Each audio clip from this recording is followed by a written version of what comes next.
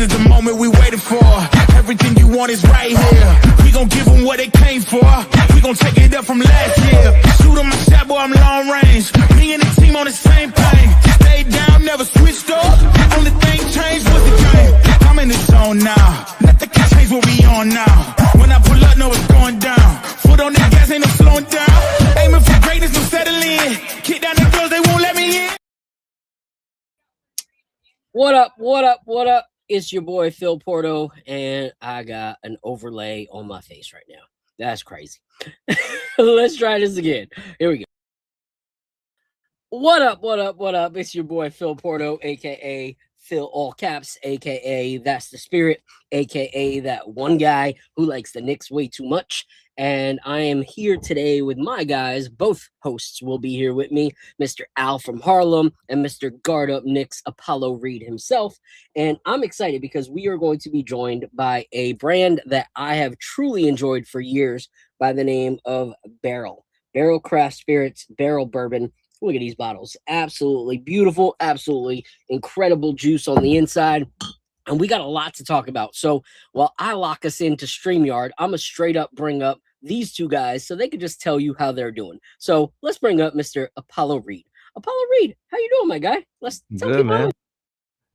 I'm good. I was teasing you in the chat because you know, I always make the rookie mistake, so I kind of like to have a little get back every now and then. But yeah, man, I'm doing pretty good. Life's been, kicking my behind as everybody else's. You know, I mean, these gas prices are ridiculous. Driving a truck. So yeah, man, it's pretty detrimental to my gas tank, Mr. Trump. So relax. But anyway, that's a name I don't really want to speak about right now. Yeah, man. We're gonna you know. And, but anyway, outside of my gas tank, everything's been pretty good. Yep. And speaking of, Mr. Carbon Intellect said peace and abundance to Phil, Apollo, and Al. Peace and abundance. Part of the reason I don't want to talk about said name that was brought up before. So without further ado, as I stream to my other Instagram account, I'm going to bring up Mr. Al from Harlem. How's it going, Al? Let people know how you doing, bro. Yo. What up, fellas? What up? Yo. So how's your week been, bro? It's been good. This is my first week back at work from paternity leave. So it's been a little different. The crazy thing is I was expecting them to have like work lined up for me, and it's been kind of a slow drag. So I'm not going to complain about it right now, but definitely driving more than I used to these past 2 months. So feeling the gas prices as well. Yeah. So isn't it kind of crazy? I'll bring us all back up. Isn't it kind of crazy that like they give you a time where they're like, we need you back by this. And then you get there and there's not a single thing for you to do. It's like, no. And then the other thing is, like, we have a ton of work. And I'm like, I get there and I'm like, yo, you had 2 months to figure out, like, if that was me, this person coming off paternity leave, they would have been slammed. Like, here's a packet of papers this big, chop, get to work. Like, yo, they haven't done that to me. I don't know. That's what I'm saying. They'd be like, haha, you thought you had it off. Here's the work, like I would have been straight to it already. But I'm glad you guys are doing well. Man, a few days have been crazy. I apologize to all y'all. I'm keeping it like mad comfortable with y'all. Okay. I came from my son's practice right before came here. So it was great. It was great. So that's why I'm eating my hamburger right now in front of y'all. Eating my cheeseburger. All right. No bun. I'm on that carnivore life. All right. So let's jump right into it. All right. Good news for us right now. The Hawks are leading the Cavs. So we're going to continue to hope that the Hawks can take it to the Cavs so that puts some space in between us and them for the seed that we're currently in. Because we've talked about it before. We definitely don't want to fall in the seeding. Just because I feel like where we're at right now, we got the Raptors. Like, I feel like I couldn't ask for a better situation for us in that first round. So if the Cavs beat us, if the Cavs win this game and we by chance lose against Boston and they win their last game, then we actually will have the Hawks instead of the Raptors. And me personally, I'd rather take on the Raptors than take on the Hawks in the first series of 7. So we'll see. But let's talk about what we saw in the last few games. The first one was kind of cake. And it's funny because it seems like this team just took a drastic downfall. Like you ever seen the movie Billy Madison? When there's that one dude, O'Doyle, and he's always like causing drama, and he's like, O'Doyle rules, and like Billy Madison's like, O'Doyle, I feel like your family's gonna like come crashing down sometime, and then they like fall off a cliff. That's the scene for these guys right now. Like this team has seriously fallen down the freaking hill, which is crazy because they were playing so well in the early half of the season with their ball movement, with their skill sets. They trade some really good players, and then all of a sudden the Bulls are just mediocre at best, not even getting a play-in spot as of right now. And I don't think that they can. The Bulls are done. Like, there's no way for them to get a play-in spot. So let's talk about that Chicago Bulls game. We destroyed them 136-96. So what is there actually really to talk about? But we put belt to behind. So what are your guys' thoughts on that game? I'll go to you first, Apollo Reed. I mean, I think that game was it was fun to see these guys get back acclimated to the way that they're supposed to be playing for a couple games, because of course it was against the Bulls, but OG like was that the game he was dunking everything? I think that was the game he was going crazy that game. Yeah, 31. Yeah. He had 31 that game. So I mean, it was good to see them do what they had to do against that kind of team at that time. At this time of year, it seems like they're trying to make sure that they keep, like you said earlier, that position of being third. They don't want to fall back too far and run into the Hawks. But yeah, man, it was good to see them take care of business against teams that they're supposed to. I would have wished for Jalen to have a better game. That game he was a little off, which was weird. But yeah, man, glad we got the dub by like 40. Yep. Like yeah. All right, Al, what was your thoughts? And then I'll give mine on that Chicago game. Keep it simple. So this game came on the heels of there being a lot of chatter amongst us and the Twitter streets when Jalen Brunson missed the Memphis game, and the team was just sharing the ball, and we destroyed Memphis. So then fast forward to this game, we were saying like how we hope that Jalen Brunson paid attention to the game. Oh, and Mikal Bridges said all those things after the Memphis game. So we were hoping that the message got through to Jalen Brunson.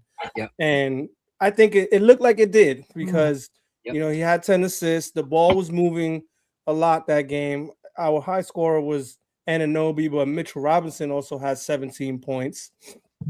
So it looked like they were playing the same style of basketball as they were playing in the Memphis game, which was good to see, and it showed in the results. So that was my big takeaway. The other thing that I just wanted to throw out there was Mitchell Robinson went 3 for 4 at the line, which is something I'm always watching, because in the playoffs, these teams there's 3 things that teams are going to do to us in the playoffs. They're either going to play the Josh Hart defense, they're going to play the anyone but Jalen Brunson defense and just form a wall around Jalen Brunson and dare everyone else to kill us. Or if they've run out of hope and they're hopeless, they do the hack a Mitch. Mm-hmm. So those are the 3 things that are going to happen. And if we could just start mitigating those now, we'd be in good shape. Yeah. Yeah. For me, one of the standouts for that game, first, Cat was a DNP on that game. So for me, it was exciting to see that we didn't play down to the competition, that we didn't get comfortable at the end of the season when we need these games. And one thing I'll say to what you were saying, Al, about us in the Memphis game, I just think it's so funny how certain people on Twitter, pick and choose when certain things matter. You know, when we're talking about the Memphis game and we're saying, man, we would like to see this happen. Like I showed y'all in the feed, all those people with the comments. They're like, yo, bro, it's Memphis. Are you kidding me? They're not even a playoff team. And those same people are ranting and raving about how great it was to see how we played against Chicago. And I'm like, wait a minute. How can one game not matter because they're not a playoff team, but then all of a sudden this game matters? It fits your narrative. And I was like, it's just ridiculous because for me, I don't care who we're playing. How we play is what matters. And so that's what I saw in the Memphis game, and that's what I saw in this game as well, which made me excited. Like you said, Jalen Brunson finding a way to still be effective when his shot is not falling the way that it needs to is the same thing that I said about Cat. When Cat found a way to produce with the rebounds when he wasn't scoring, that's what makes you a star, not how many buckets you can put up in the playoffs, because that's great if you put up buckets. But if we still lose and we don't make it to the finals, I don't really care how many points you averaged that game or that playoff series.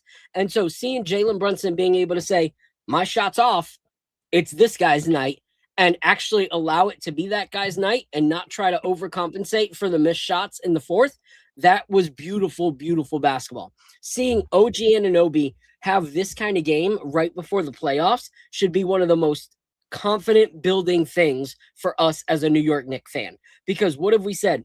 We can't win with just Cat and Brunson. Like, we can't beat a lot of these teams if only they show up in these games. We need the rest of our starters to contribute.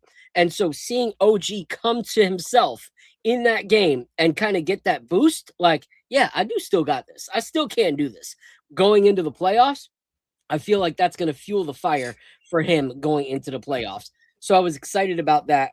I was also excited to see Mitchell Robinson being more than just the rebound guy, because I feel like it's going to fuel him in games in the playoffs that we need him to take the basket and take the rebound and put it back up. Like if we play some of these teams that we might see, such as Cleveland or even the Sixers at some point, to be able to have Mitch feeling offensively confident to put the ball back into the basket and seeing how many guys are looking for him this part of the season is so confident, so confident boosting for me as a Knicks fan. And then lastly, something that really stood out to me is that we didn't allow anybody on their team to really go off. Seeing that we were able to play defense against Josh Giddey and keep him 3 for 12 from the night with only 6 points, and keeping Buzelis to just 11 points, like their whole points came off the bench with Sexton.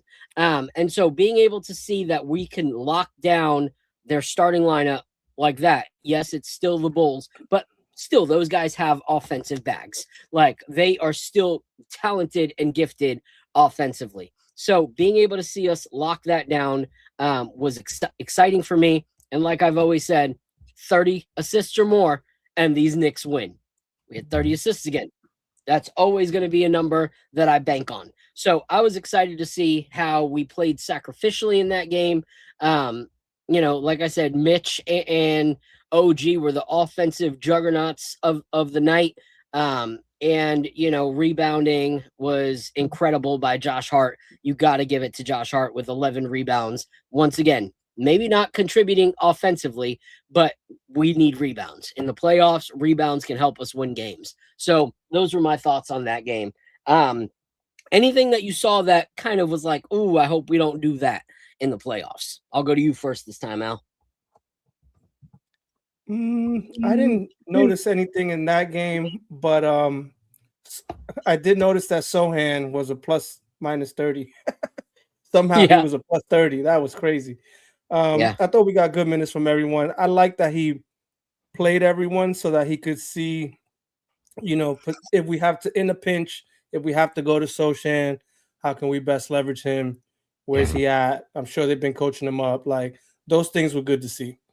Yeah. So no negatives that I can recall. What about you, Apollo? In a game where you win by that many points, there wasn't much that I could really point out that we don't do. like you mentioned, Sochan, like it looks like they were definitely working on his form with his free throw, which is a good sign. That was something that I was really concerned with because his form is really jacked up. You know what I mean? Yeah, It's disgusting. Yeah. So, it's broken. it's bad, man. But it's they've been working with him, and it looked good and it looked consistent. So, shout out to our staff, been working with Mitch and this guy now, making big strides. Yeah, I agree. Sohan was really a standout performance. He was actually the only player in that game to have a positive number in every single stat. When it came to he had 8 rebounds in 16 minutes, so that's pretty incredible. Like 2 rebounds. I mean, every 2 minutes you have a rebound. He had an assist, he had a steal, he had a block. Like that's why he's the plus minus, because he was, in every single category in such a short period of time, which was really good to see, because that's the kind of guy we're going to need some minutes from in the playoffs. Yeah, someone that I think situationally, just wear somebody down. Like if your whole thing is to frustrate that offensive player, he's one of those guys that if Cade starts cooking, put him on Cade for a few minutes. Like make Cade work. Especially with Cade coming back from an injury, make him work. I will say it is kind of crazy to see that in the last 10 games, they've won 7 and lost 3. Like they're still thriving without Cade. I know. They're still thriving without him. Their other players are stepping up and coming into themselves, which is kind of crazy going into the playoffs. Right now, they are winning against the Bucks. The Bucks are nothing right now because they're not even letting Giannis play, but they got like a 20-point lead right now at the half. And they haven't given any updates on Cade, right? He's supposed to come back. No, his next came game. back tonight. I think he's already back tonight. I think I saw. Did I see that? Let's see. Hold on. He might. Hold on. I think I saw it says Cade was. Oh yeah, he did come back. Yeah, he's back. He played 13 minutes. Yep. Oh wow. Yeah. Yep. So Cade's back. They're playing against the Bucks. Shout out to Jericho Sims being a point center. If you guys have seen it on Twitter, have you seen it at all? No, I didn't see it. Oh, hold on. Oh man, don't tell me you went coast to coast. Listen, man. Every time I see Jericho, I can't like erase the ripped 50 that he had in the dunk contest. It's just like that was just horrible. But you got to see this. You got to see this.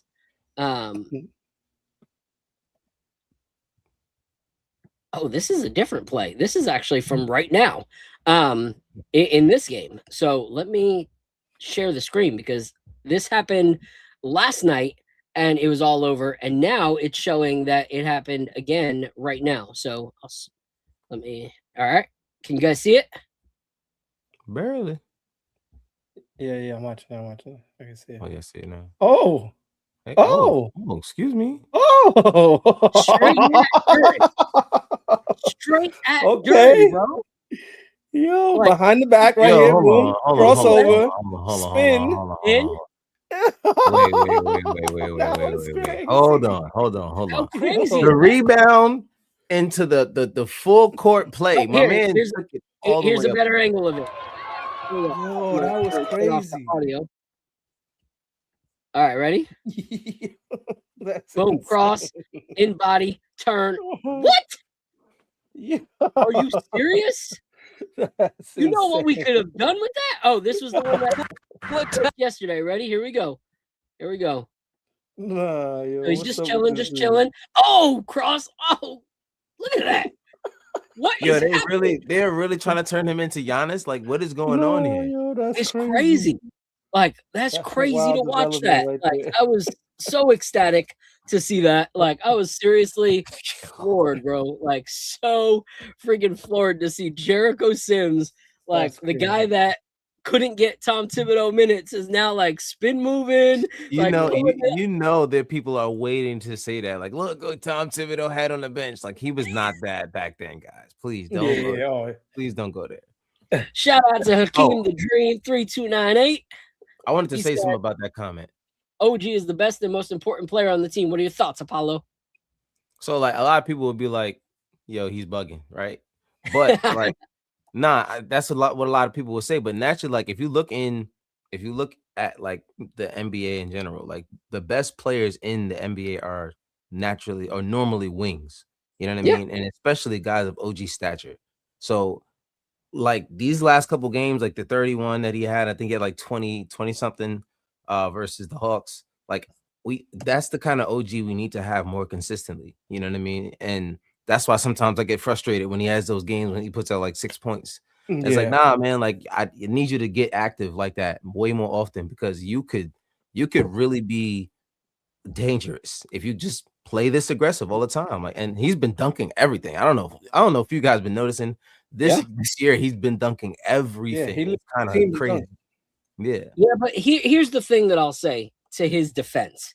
It's like when the offense is so stagnant, like we've seen in some games, and the ball's not moving like last night, it's hard for a player whose second best skill set is his offense to then all of a sudden turn it on when he's given the ball late in the like quarter when he hasn't touched it all game, you know? So I got to give some grace because like I said, when the ball moves is when you see the best OG and the best McHale offensively because they're at least part of it. Even if they're just touching to then pass it to somebody else, they're moving, they're feeling like the groove of the offense.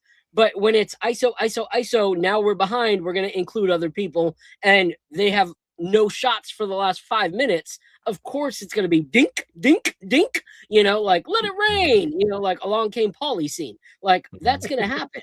But when you actually include them, you're doing yourself a service as the New York Knicks because now these guys are in their element. That's why I'm excited to see that have happened in the last 2 games going into the playoffs. Because this is what I've been begging for all freaking season, you know? So now's the good time to, at least we're seeing it. But we also have to go, okay, the last time we saw it was without Brunson. And then when we saw it in that game, it was without Cat. Like, will it still happen with the Cat and Brunson combo? That's what I'm hoping. That's what I'm really, really hoping will happen. This is a crazy take. I don't know if I believe this. Brunson is the number that Nick especially as the number one option. So this is what I'll say. If we don't make is their number down. Yo, that's crazy. Here's looking at you, kid. I think that if we don't make it to the finals, we do go for Giannis this summer. And if Giannis comes, Brunson has to be the number 2. Like, I think that's the only way it's ever going to work. Maybe that's what he meant. Maybe that's what he meant. But. So if that's what you meant, but if you're just like, oh, they're going to you say it isn't numbered as a Nick. Yeah, I don't know about that. You better watch your back in them Twitter streets, boy. For real. Like, they going to get you. For real, that's one of those things that even if you think it, like you don't say it. Yeah, you don't say it. We're looking out for you, bro. We're looking out for you. Yeah, for real. Keep your face out of your Abbey. You know, that's the safest thing to do in these streets. But anyway, all right. So I'm excited. Like I told you guys, today is another. Where's my media? Flight night. All right. So we will be going through 4 samples. At least me and Al. Apollo lives too far. We got these bottles. Apollo's is going to sit with us. We got these too late in the game to get them to North Carolina. So I apologize. You will get these samples though, so you can actually taste what we've tasted. But this is a brand. It's a running theme. No, you had 3 of the 4 for the Blue Note. I'm messing with you. All right. So this is a brand right here. All right. Barrel bourbon, barrel craft spirits. And as a whiskey creator, this is a brand that I have really enjoyed. I've gotten to do, some reviews of their releases, like their Vantage. And, just being able to see this brand continue to put out good whiskey after good whiskey is exciting. They are a very innovative brand. And what's cool about it is I feel like there's something for everybody when it comes to your whiskey palate. And so we're going to go through 4 variations. I will say straight up, my heart is broken. There was one bottle that I was dying to review on this show, and it didn't come. But the other 4 are bangers. But if you guys see the toasted dovetail out there, I've heard nothing but amazing stuff. So pick it up. I really was hoping as I opened that box, that's the one request I made to the guy that connected us. I was like, if you could please give me a toasted dovetail, I'll just do 1 bottle all night. I don't think of that. So anyway, but I'm excited to talk with one of their guys, Barrel Brett. And he's going to come up. We're going to go through these. We're going to find out about who these guys are, what they do, what sets them apart. Shout out to my guy, New York State of Mind. Perfect timing, bro. Appreciate you. Much love. So without further ado, I'm going to bring up Brett. And this is the brand right here. Whoop, that didn't really work. I'm going to pull it up right there. Boom. Barrel Craft Spirits. I will be posting the link in the chat for you guys to check them out. But listen to these tasting notes from these 4 bottles because they're very, very different. Price points are very different. And I'm sure you will find something that you like. So without further ado, here is Barrel Brett. Thank you. How you doing? First and foremost, apologies, Apollo, that you right hat on. you don't Let's have a go. sampler to kind of go with us, but we'll make do in the future for you. No problem, man. It's Phil. It's Phil. I'm getting that Phil. No problem. It's okay. It's all right. It's all right. I took you from not tasting whiskey ever to having some of the best bottles on your shelf, but blame Phil. It's good. Now I'm selfish. Now I'm selfish. Yes, absolutely. And Phil, I think we're more than gonna make up for the toasted dovetail is phenomenal. Don't get me wrong, but I think we'll make up for it for the other. I'm assuming you've had seagrass, but maybe not. I don't know. But we'll make up for it for sure on the others. I've had the first 2. I just recorded 2 days ago my check out these cigar batches. So I cracked this one, which was awesome. But I haven't cracked the 12 year yet. So I'm excited to give that a shot. I heard you're a fan of dovetail too. Isn't that like one of your? I got a little inside scoop on your. Yep. I like dovetail. Was hoping for the toasted, but I'll find it. I'll find it in those streets. Yeah, it's out there. Trust me. All right, Brett. So tell us a little bit about you, your role with the brand, a little bit about the brand, and I see you got the Knicks hat on. That makes me happy. That makes me happy. Do.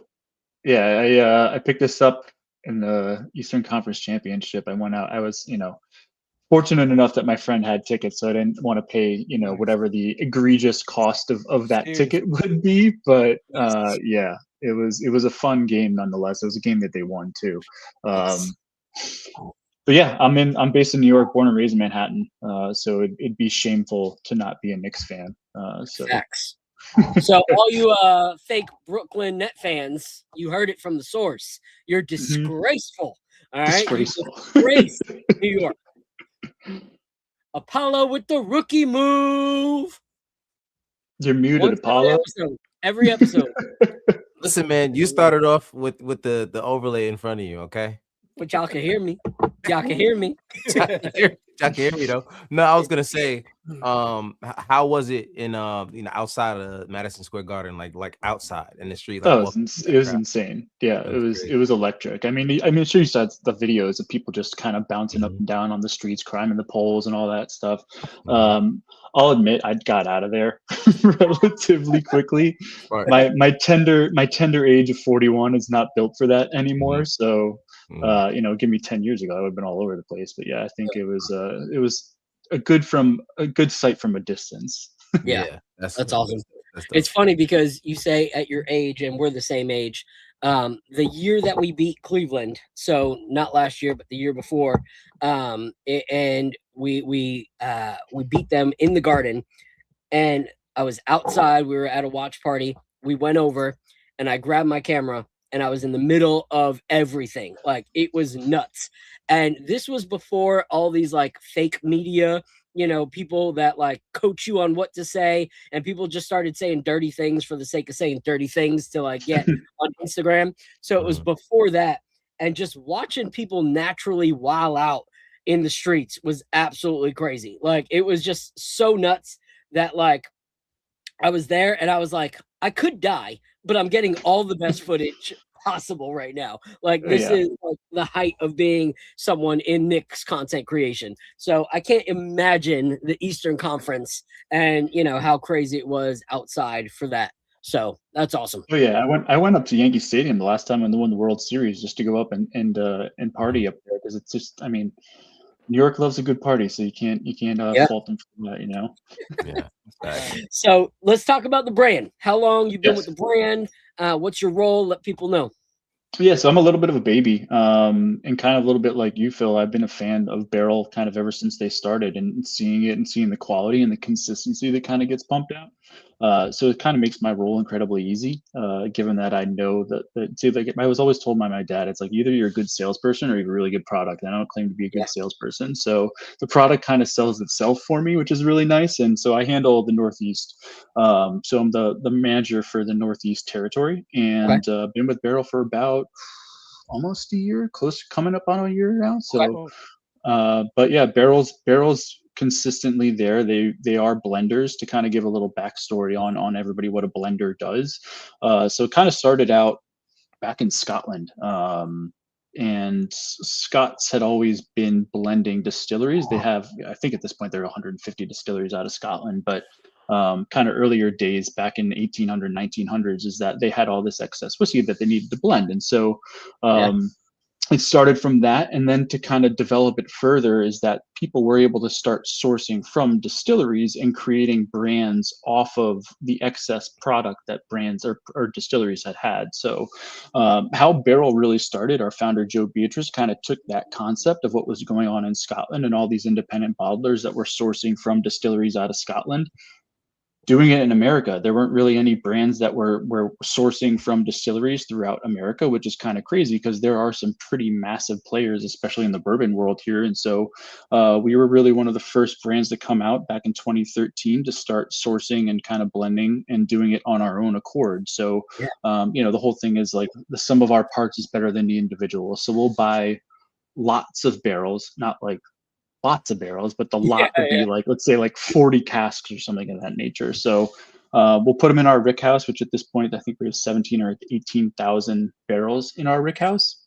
And then it's kind of off to the blending team and how they want to kind of create and, what their mood is, what their vibe is at the time, and what their flavor is that they're trying to attract and what they're trying to pull from specific barrels. And I think they've kind of turned it on its head in the past couple of years. I think there's been a lot of competition that's come out ever since we've had a lot of success, dating into like the late 2018, 2019 is when Barrel started really kind of turning up a little bit.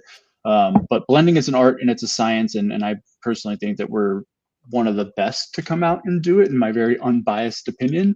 But I think when I've seen the team and what they're doing, I think and I mean this in the good sense, they're fanatical about what they do. They're fanatical about the process and how they create different iterations and their component blends, and how they test everything to make sure it's the utmost quality. And I think that how I fell in love with Barrel is that there was never, I'm a millennial, and this is kind of my story. It's like, you can never fall in love with one product. It's always like, you go into a store and there are like 6,000 tubes of toothpaste, and it's like, all right, well, I'll try all of them. I don't know what is going to be my favorite. So you come into my house and you look, I mean, if I didn't have this, Rick house in my background, you can kind of see my bar behind me, and there's 200 bottles back there. Because I don't know what I want to drink any other day. And the one product I would consistently buy was Barrel, because the quality was always there. I never had to really concern myself with what was inside of it. I knew I was going to get something that was decent and quality. So, yeah. Awesome. And did you work in the whiskey space before this?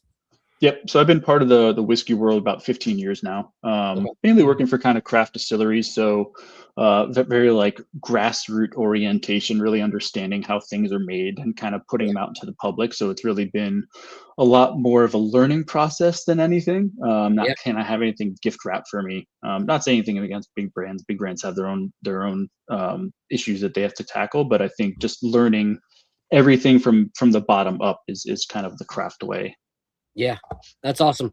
And am I correct? Like, I know that you were for a while. You guys still produce for Stellum, correct? So Stellum's kind of 86th, which is a restaurant term, I guess, for nixed. It's not available anymore. So we still have it. It's still floating around in the wild. Gotcha. But for the time being, it might come back. It might not come back. If there's a demand and people all of a sudden being like, we need Stellum knocking on our door, then obviously we can kind of turn around and make it. But I loved it too. I mean, it's an incredible product. Yeah. And what I liked about Stellum was like, you could get a Stellum store pick, which was delicious for the low, like that. Yeah, you could just pick them up and take them to bottle shares everywhere, like you were like bringing something delicious without breaking the bank. It was really, really awesome. Shout out to my guy JT Riddick in the chat. Appreciate you so much. If you guys can, hit that like button, hit that subscribe button as we break down Barrel Craft Spirits and the New York Knicks. And we are going to move to our first pour. This is a bottle that I tasted very early in my, process of barrel. And I think we're going to start with, even though the proof's a little bit higher, I don't know. Do we want to go bourbon or rye first, boys? I think we should start with seagrass. I think end with seagrass. Yeah. All right. I think it's so sweet on the back end of it. I think we keep it. It's fun. It's funky. Yeah, it's fun and funky. I think we save it for the end. All right. I'm gonna take your word. Not to rewrite the script here. Oh no, you're fine. I was just gonna, because I know the 12-year just dropped, so I was gonna save that for last. But let's go into the 037. So batch 37. Yep. Cast strength. So this one is Kentucky 10-year, Indiana 8, 11, and 12, Tennessee 13, 14, and 15 blend at 111.38 proof. So let's give this a go. Yeah, this is a 113 or 111.38, so 56% ABV basically. Yeah. All right. So this is kind of, I kind of thought about it. I was like, how do I want to parallel Knicks with all these bottles? So I kind of created like a parallel player for each of these products. Okay. So batch 37 is kind of, this is weird. It's like our OG, but it's not going to be for OG. It's more for Josh Hart, because I think Josh Hart's one of the more tenured Knicks, if I'm not mistaken. He's been around 3.5, almost 4 years now. So our batches have been around. They're the number one. Like I said, they're the OG of the entire portfolio. And so when Joe and Tripp had created, Tripp is kind of our chief whiskey scientist. Joe is the founder, Joe Beatrice. When they created this brand, this is what they wanted to do. They wanted to source whiskeys from different distilleries all across the country and blend them together. And obviously that's where the art and the science kind of comes into play, because then you're playing with your senses, you're playing with ABVs, you're playing with everything. And so what they did is that they never wanted to cask finish anything. In due time, that all changed. I think the creativity kind of took over. I can't speak for them, but I'm just kind of assuming. But what the batch is literally just blending different bourbons from different distilleries and kind of letting it speak for themselves. So kind of like what you were saying, this is a 10-year Kentucky bourbon. It's an 8, 11, and 12-year bourbon out of Indiana. And then it's a 13, 14, and 15 Tennessee bourbon as well. So those are all blended together. This was probably my second favorite release that we had last year. I mean, it's incredibly easy to drink, and to kind of parallel again, like with Josh Hart, is that this is he's one of the oldest Knicks. This is our oldest SKU that's in our portfolio, and I think it's just incredibly well-rounded. You kind of plug and play this into everything. This was my kitchen bourbon for basically all of last year. Kitchen bourbon being it's like one of the 5 bottles that's in your kitchen that you always just want to kind of go and grab whenever you're feeling in that mood. Same thing I think what Josh Hart is. You just go and you pick him whenever you need a little energy pulse, and that's kind of what it is. And so this is just like an orange creamsicle to me. This is a beautiful whiskey. It's lush. It's got like a lot of fruit. It's got a lot of caramel, some toffees. It's a nice, perfect bourbon whenever occasion you want to drink it. You're speaking my language, bro. Like orange creamsicle. Like I was the kid that I would get in trouble because my hand was always trying to get into the freezer when it wasn't supposed to. Kids were cookie jars. I was creamsicles. Like you can keep your chocolate chip cookie that's been in there for hours. I want a fresh, cold creamsicle out of the freezer. So I'm excited for this one. Yeah, Yeah, I was gonna say on the nose, I definitely smelled some orange in here. And the other thing that barrel kind of prides itself on is that we always kind of expose our derived mash bills. What we try to avoid is obviously exposing where we're sourcing from, because we have non-disclosure agreements with all these distilleries that we're pulling from, so we can't tell you what distillery out of Tennessee, Indiana, and Kentucky. So that's why you always see the state. But a lot of brands don't give their derived mash bill, and so we kind of expose our derived mash bill where we can, which is going to be 78% corn, 18% rye, and 4% malted barley. Anytime you see 4% malted barley, it's not going to impart really any flavor. So you're not going to get kind of like a single maltness out of it. What that really does, it just helps develop fermentation for corn and rye, because they can't really do it on its own. So you need kind of like this little Kickstarter, and that's what malted barley does at that percentage. That's awesome. All right, let's grab a sip, and you can go first after you taste it, Al. Okay. This comes in MSRP, guys, at $89.99.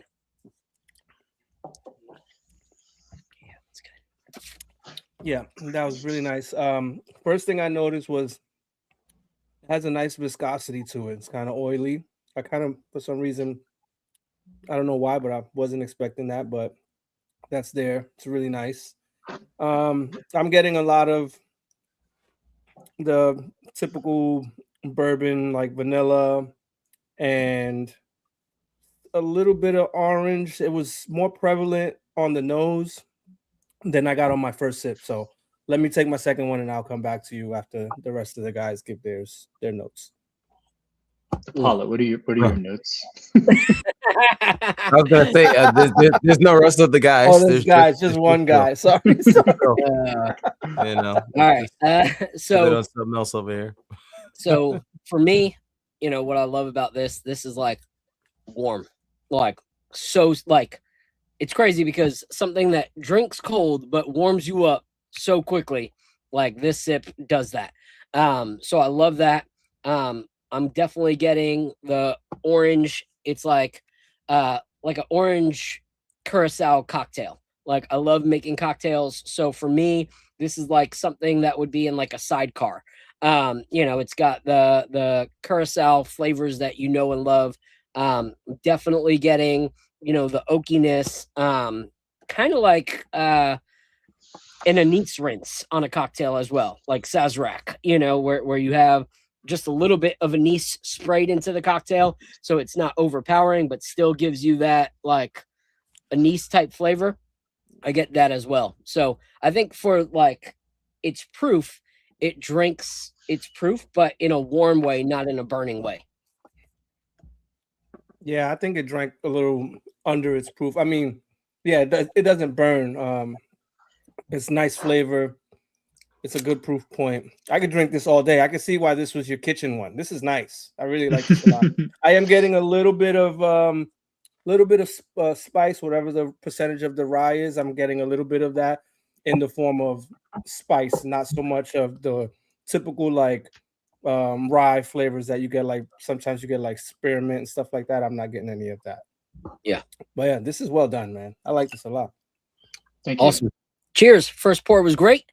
Now we're going to talk a little bit about hoops. And luckily for us, we have someone who knows the Knicks. And I think Josh Hart was like a great. Hey, I have one question for Brett. I'm so sorry. I wanted to ask him. Or I could ask it to him in the next segment. No, just ask him. Go for it. I'm great. You mentioned that you are on the product side. So, but you didn't really say much more after that. So I'm curious, like, what do you do with product? Like, are you coming up with these ideas on like, hey, we should have? Oh no, I have no say in any of that. So, like, what do you do with product? What do you mean for product? Like, am I He's making the sales rep of the East Coast. I'm the salesperson on the Northeast. I thought you said. Oh, I know. Yeah, sorry to deflate. Sorry to deflate your bubble there. No. I just remember you saying that you either do sales or product, and I swore you said product. Oh no, yeah. So I was saying you're either a good salesperson or you have a really good product, And I was saying, in order to be a good salesperson, you either have a good product or you're a good salesperson. I probably jumbled it all together. So yeah, I didn't lay claim sales to is being simple. I know what you do now. Yes, no yeah, questions so on I what you let do. barrel speak for itself. Yeah, Answers that question. Okay, so my bad. I think Josh Hart was a great comparison to that, because he's the glue guy. We talk about it all the time. And from the pours that I've had from Barrel, which are quite a few, I feel like there's some that cater to a certain group that they're like, it's not really my jam, but others that are like, this is my jam. I feel like as Josh Hart, everyone's kind of like, I got an appreciation for him. Like, he may not be my favorite player on the team, but we don't win without him. We don't win without his hustle. We know that he's got to be in the lineup. He has to be on our squad. We need a Josh Hart. And so, yes, the batch 37 is we need a Josh Hart on our shelf. Like, it just has to be there. Every shelf is better if they have a batch 37. So I think that's a perfect comparison. So, all right. So let's talk about the last game. All right. So we went up and we played against the Atlanta Hawks, and that one was a freaking nail biter. That was one of those games that I'm like, oh my goodness. Me and my boys are watching it and they're like, Dad, are we really going to let this slip? Are we going to really let the Hawks beat us? Almost. Like, no, don't interrupt. I'm in my zone right now. So it was hard being a Knicks fan and dad at the same time, because I was so frustrated with the Knicks that like the boys reaped the reward of that frustration. So I'll go to you first, Apollo, as I go and grab a glass of water, which I forgot to grab. All right, go for it. I mean, that's I don't know what kind of workouts this guy was doing with his cousin, but Nickeil Alexander Walker was just on fire that daggone game. Yeah, for real. He was hitting some crazy, ridiculous shots. He had 36? He had 36, 12 and 19, and 7 of 11 from the 3-point line. He was just going crazy. I mean, outside of that, Jalen Johnson, he did his normal. That's what we expected. But I did not expect Alexander Walker to do all of that. So, but despite that, we still were able to do that, especially with in the second half to get Cat to start stepping it up the way he did. He definitely ended up 9 to 12 from the field. And that's kind of what you want him to do, is he enforces. Sometimes I have an issue with how he doesn't put himself in position to be what he can be. You know what I mean? Like sometimes I see him, like he's being guarded by a smaller guy and he kind of like lets them take him out of position. And, that's not what you're supposed to do at that size. So this was a game, especially against a good team, to see him do that consistently and go at those guys, especially in big moments.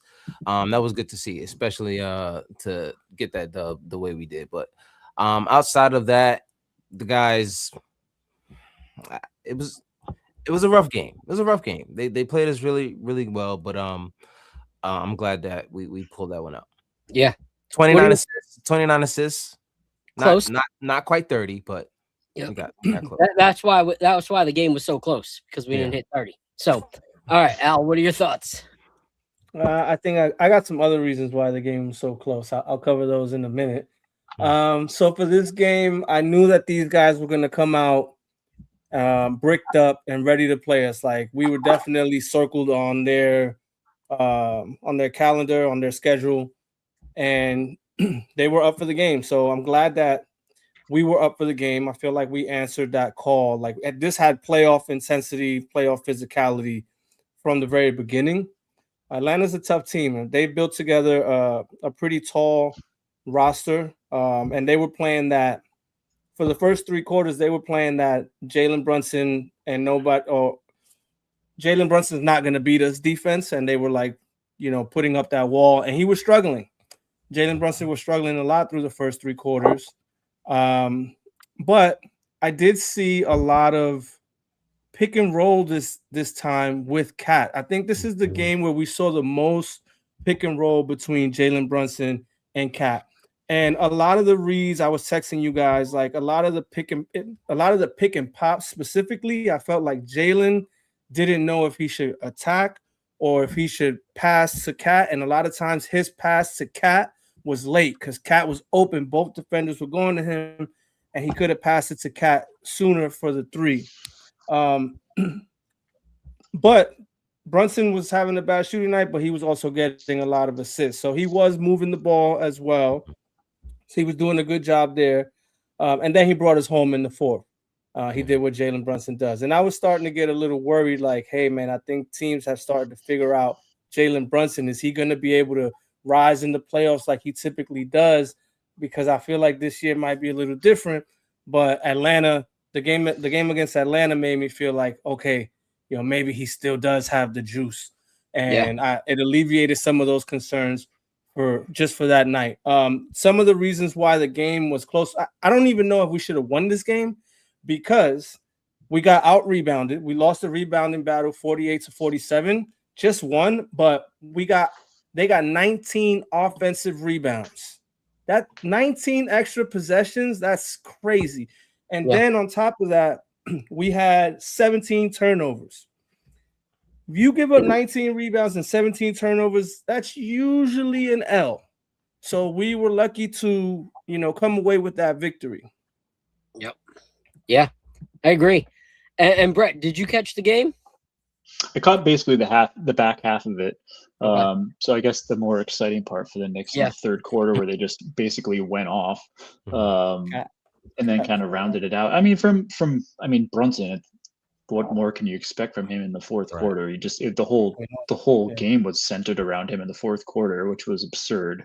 You couldn't stop him with anything. But I thought, aside from our boy Josh Hart, who we've give glowing reviews to, I think it was everyone kind of played their role in that game.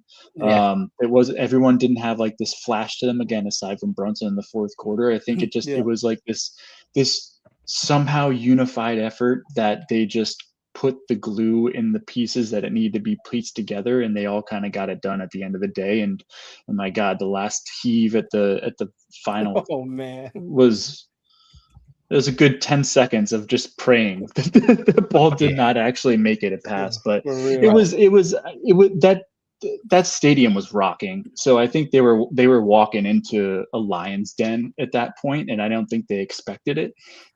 So I'm happy, obviously, if they came away with the dub there, but I don't think it was as bad as it like the statistics would say, because I think it I don't know what it's like to play in that environment, so I can't speak on that. So for me, the standout is Alexander Walker for sure. This is the second time he's kind of lit us up. And he, even the announcers, every single play we're talking about, this kid is playing all-star level basketball. Like, this kid has unlocked, which is crazy because he's kind of not had this kind of success in his career, but he's developed his offensive game to go with his defensive game. And it's rare to see a guard play that good defensively and offensively in the league now. It's like one or the other is your skill set, and the other one you're just doing okay at. Like, he is unleashed something crazy in Atlanta. And if he keeps playing at that capacity, kid's going to have a crazy future, like absolutely crazy. But besides him torching us left and right, I think we did a decent job at, keeping Dyson Daniels to a minimum, because Dyson can go off. So we stopped that. We didn't do too great against Jalen Johnson, but he's just a talented kid. He's a beast, man. He's a beast. He's just so good. I will say that Jalen Brunson impressed me, okay? Because offensively, he did well. But a lot of times when he's doing well offensively is when you see the 4 to 7 assist numbers, but to have 30 points in that game and still have 13 assists is incredible. And a lot of times I'm like, yo, stop ball hogging in the fourth. It can cost us the game. But it's games like this that I want him to continue. He went 6 for 10, and 17 of his 30 points were in that quarter, but he still, was rebounding. He still got an assist. That's when you play to your Captain Clutch strengths. When the ball is agreeing with your mind to score. Sometimes if your mind is saying, I'm Captain Clutch, but the ball is saying, not tonight, you're not, you have to be able to cipher and realize, okay, maybe I need to do something else. But this game told him, you need to keep shooting. And he did. And it was beautiful. There was a play down the stretch after he was already on fire. You know what I mean? And he starts to get into his little dribble bag that he does. He starts sizing the guy up, and then he just swings it to OG, and OG hits the open three. And it's just like those are the plays that stars make. Yeah. And that's what I always said to my friends. I'm like, listen, scoring, like, look at Cam Thomas. that kid can score. Yeah. He's not a star. Yeah. You know what I mean? A star isn't just, I can put the ball in the basket. It's about setting your team up and making the right play at the right time. And that's exactly what he's starting to incorporate, which is, last games of the season. you would like to see that, earlier. Yeah. But it's good to see that there's success in doing that right before the playoffs, so that they can stick with that. And I do want to say this, to me, even though it was a lot closer than I wanted to, from the starting lineup, this is probably my favorite game of the season. Yeah. And the reason is Jalen can still get his 30, but had 13 assists. Cat stepped up offensively, had 21 points, but it didn't make his rebounds suffer. He still had 12 rebounds? Yeah, 12 rebounds. 12 boards. And 6 dimes. Yeah. And OG had 22 points and 5 rebounds and 2 blocks. And even Mikhail, on nights like this, it's okay for Mikhail to have 15 points because he also has 2 assists, 2 steals, and a block, and 5 rebounds. So everyone contributed, and even though it was a rough night offensively for Josh, he still pulled up 5 boards and 3 assists. So every single player on that Knicks starting lineup contributed. And I think that's what we need to see if we want to compete in the playoffs. Because let's say we do get someone like the Hawks. They are younger than us. They are aggressive. They, can play with physicality. They have a lot of scorers. They can play. In a 7-game series, we need to not rely on 1 or 2 people. We need to keep teams like them guessing because their whole starting lineup can play defense. So if it's just one of our guys that's scoring, we're way too predictable for a team like the Atlanta Hawks. So that's what I thought. I know, Al, you said you had one more takeaway from that game. Yeah, this game was super interesting because this is the first game that we really started to see what the playoff rotation is actually going to be. So we didn't see any Diawara and we didn't see any Alvarado. So the guys off the bench are going to be McBride, Shamet, Clarkson. Probably Clarkson's getting the least amount of minutes there, or he'll be like a heat check kind of thing. If he's got it going, he'll get more minutes. Yeah. And obviously Mitchell Robinson is going to be our big off the bench. Yeah. But so I thought that was really interesting to see. Yeah. The only thing I'll say that I'm not 100% sure on based off of Mike Brown's comments was I don't know if McBride has solidified that spot yet. Because Mike Brown had talked about how in absence of Miles McBride that Alvarado and Shamet and Clarkson were all contributing. And so he's kind of got to see what minutes look like. And I think he's giving Miles some minutes to see, okay, are you still the same Miles McBride you were before you left? Or do we have to bank on the chemistry of what came from the Alvarado, Shamet, Clarkson minutes? So I think that's a test that we're going to see is I wouldn't be surprised if in Boston we see a little variety on those guards off the bench to see who actually gets the minutes come playoff time. Well, now that you bring that up, remember the game that Diawara had against the Celtics? Mm-hmm. Oh, yeah. Wonder if he's going to play. Jaylen Brown. Yeah. And honestly, this is my hope. And maybe I'm unrealistic, but my hope is that Mike Brown switches it up. I think in order to really utilize our roster, I think the starting lineup needs to be dependent on the series. Like, Yeah. I think that if the series is against a more tall, physical team, Alvarado or McBride might not make it. Like Diawara needs to be in there if it's a physical and tall team. If it's a lot of length and a lot of, who's better off their bench? Are their forwards or their point guards better off the bench? Because if their point guards are really good off the bench, then we need to make sure that we have defensive-minded guards like Alvarado and McBride to be able to defend them.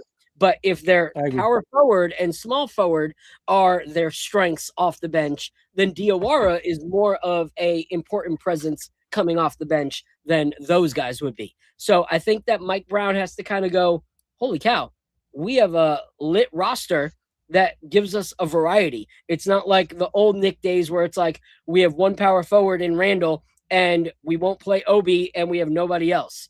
So Josh Hart's your power forward now. So I think that we have enough tools that Mike Brown can switch it up depending on the series. I'd like to see him do that. So, but let's clear out our glasses. Oh, I did want to have a little update for you. Yep. The Cleveland Cavaliers are up 110-98 versus the Hawks with 8 minutes to go. All right. So looks like Cleveland's going to be right on our tail. So tomorrow's game against Boston. They were just up by 18. So they're not up by 18 anymore. They're only up by 12. So the Hawks might be able to go on a nice little run. So we'll see. They might. But we were down when I talked about it earlier in the game. They were behind the Hawks. Yeah. So they had a big one. Let's see. No one else playing tonight really affects us in any way, shape, or form. No. So, all right. So let's talk about the next four before we go into the next part of the series. So this right here, all right, this is their newest release, which is the cigar blend. And if you know me, I'm a sucker for some cigar blends. And this one is very, very unique. So this one comes in at 111.2 proof, finished in Madeira, Armagnac, rum, and Hungarian oak casks. So excited for this one. Anything you want to tell me about this one, Brett? I got a whole bunch. Let me have this is probably one of the more exciting releases that we've had in a long time. So do you guys know what cigar blend, really like the intention of what a cigar blend is? Yep. Smoke it with a cigar. With a cigar. Yeah. So pretty much. That's the short of it. The long of it is that it's supposed to be kind of like a high proof complex whiskey that is supposed to obviously pair with cigars, hence cigar blend, but it also has like this sweet, savory profile that's supposed to kind of complement, not overpower the smoke. So while they do that is that they'll kind of manipulate various different casks from like sweet. So you'll see like Pedro Jimenez sherry or like Madeira casks, or then you'll kind of get your savory, and that's where you'll have like your rum cask finishes off of. So we use 4 different casks that'll kind of give a little bit of pieces of each little cask rolled into it. So there's Armagnac.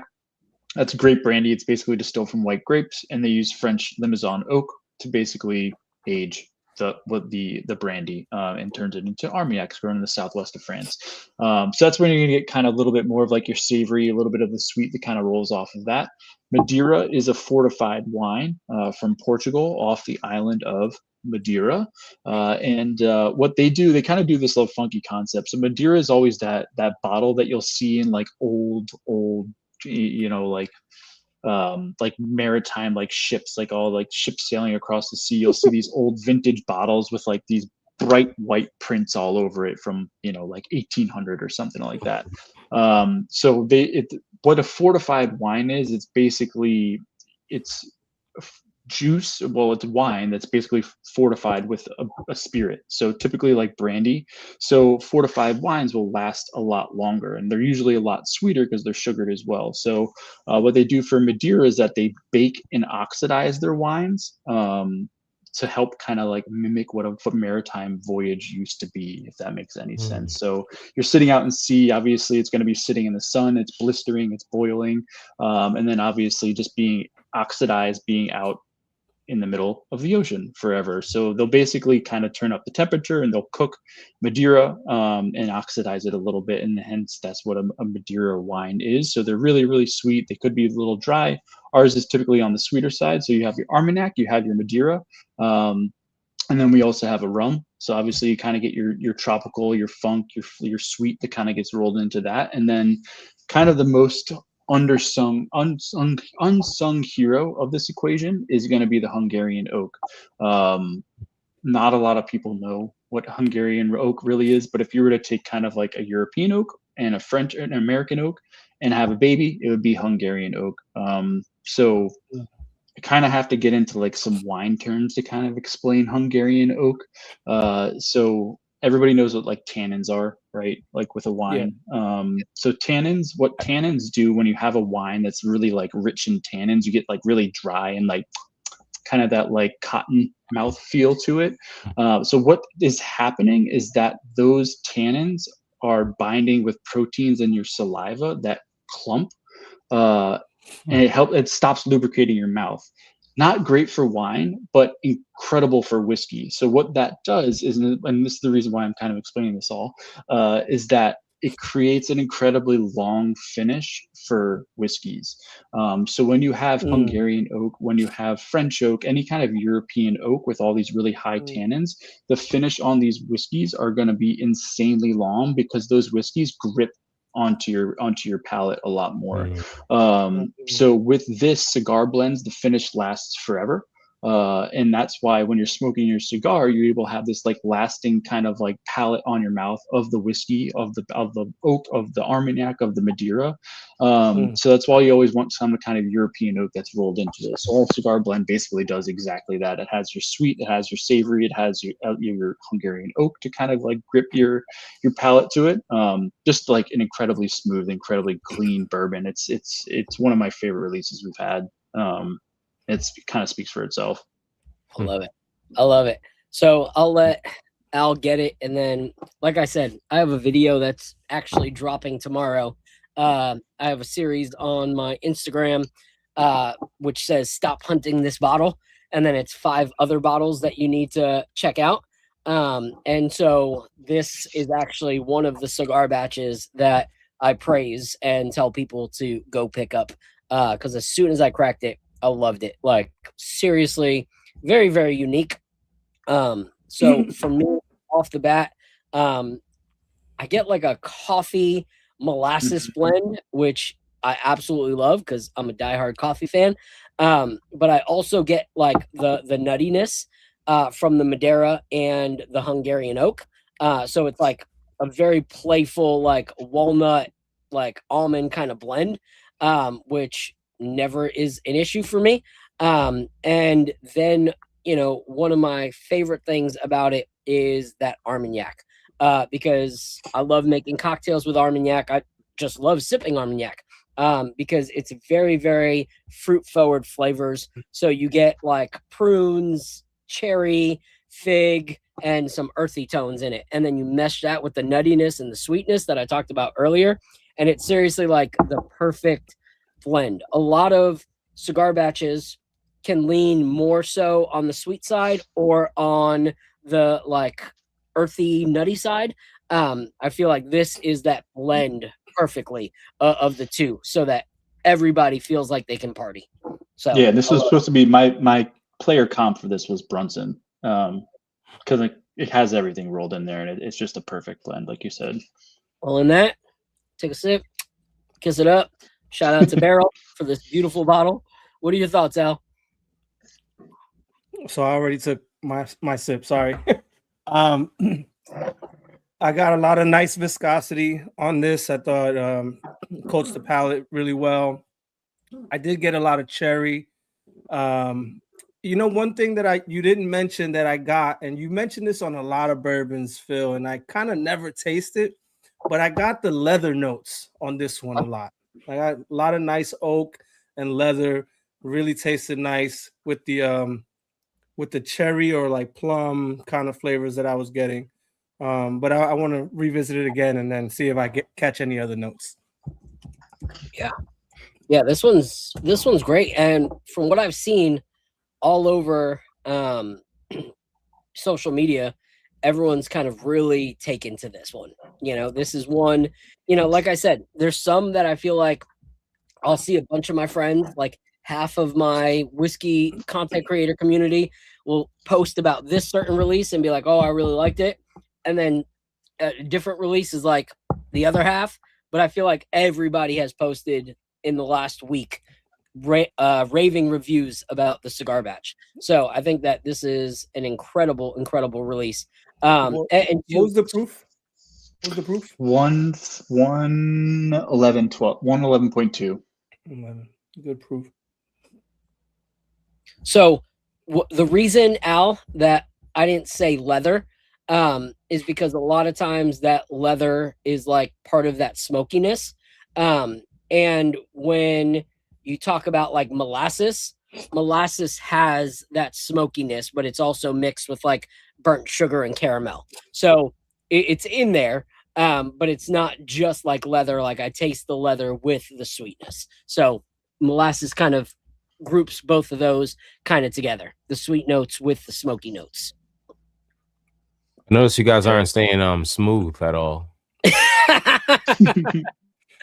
We're waiting to do an episode of just you and Beryl, and we know that our YouTube allowance of the word smooth will come just from that episode for the Listen, year. I've already episode. I already cut it up. So I forgot to mention to Brett, like I'm a huge cigar blend guy, as Phil knows.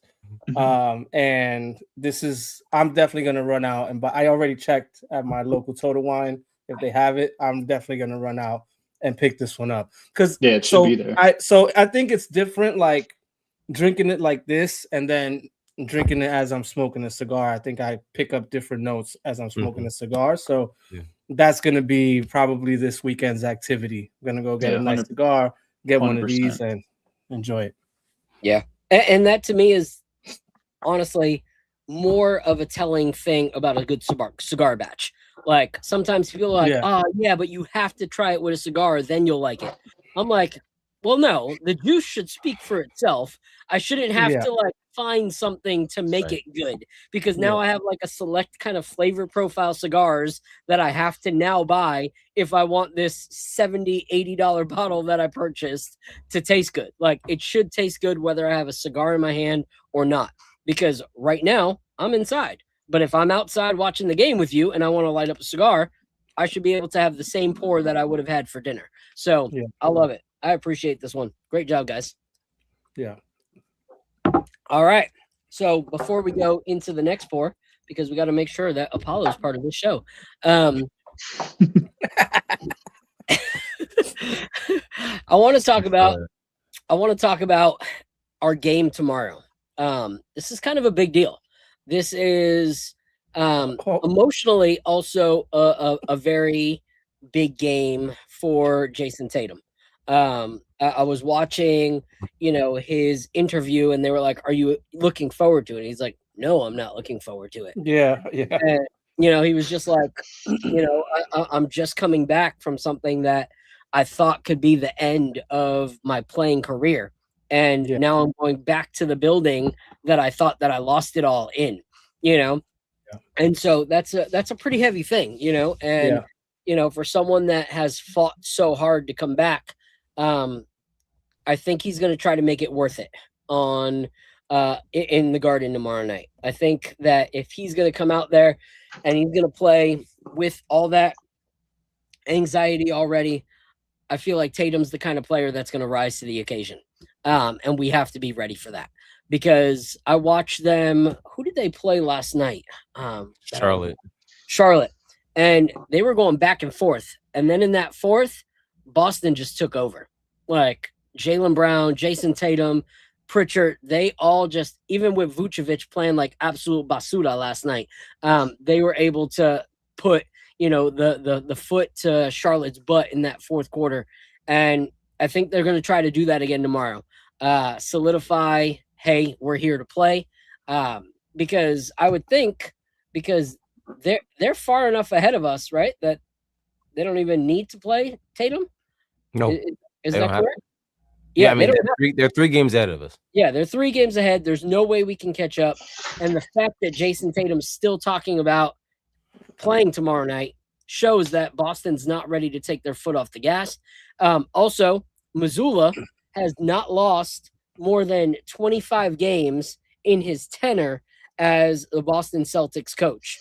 And so they do not want to lose tomorrow because that would be the first time that he has lost more than 25 games if we beat them tomorrow night. So it's important to Tatum. It's important to Missoula. So what are your thoughts on tomorrow night? I'll go with you first, Brett. Guests go first. Well, it's in the Garden. So, I mean, like that's a huge advantage in itself, and it's going to be playoff atmosphere. That's a guarantee. It is terrifying knowing that Tatum, but again, like he's not playing every night though, right? So he's kind of having like a game off, a game here, if I'm not mistaken. Yep. So I mean, well, he won't play back to backs. He won't play back to backs. He can play the games, just not back to back. Yeah. So I don't know. Like, I don't think you're getting the full 100% piece of him because mentally, I feel like if you're playing every game, it's a different aspect that you're kind of getting out of him. So I'm not fully convinced that he's going to come out fully raging that we kind of like expect him to do. But that being said, like he's also an all-world player, so at any given moment, he can drop of a hat, like he can be that guy. They're a force. Like they're 2 years out from winning the championship. That's like mostly the team is still there and still together. I think it's terrifying. Obviously you want the Knicks to win to get a higher seed, but it's not the right team that you want to be walking into a gauntlet in the final 3 games. But I think the one thing that Knicks at least have is that the last 3 games are all home games at the Garden. So, I think it'll be a battle. I think it'll be a low scoring battle. All right. What are your thoughts, Al? So I was thinking about like how this game is going to go, and I can't figure it out. After your intro, seems like maybe the Celtics want this game a little more than I was anticipating or expecting. This is one of those games where it's like it's so close to the playoffs, like you don't want to tip your hand, especially if the standings stay the way they stay. We'll be seeing the Celtics in the second round. So you don't want to tip your hand and be showing them things that you want to keep for the playoffs. So I wonder how Mike Brown is going to approach that. That is the most important and overarching thing that I'm looking at. I honestly don't care if we punt the game. I know a lot of fans are going to be looking at this like it's a litmus test. I don't really care about it that much. I'd rather not tip my hand right now. The other thing with respect to Tatum is, look, I was wrong when they said he was coming back. I was like, he's not going to be the same. And he's been cooking. He's been playing really well. But I took a look at his percentages, and they're actually favorable for us. Like he's shooting 41% from the field and only 33.8 from 3, which is a little bit below average. Definitely not to his standards. So he's playing well, but he's still not quite himself all the way. So anyways, if they get us in the playoffs, they are going to want to. I don't want to see them in the playoffs.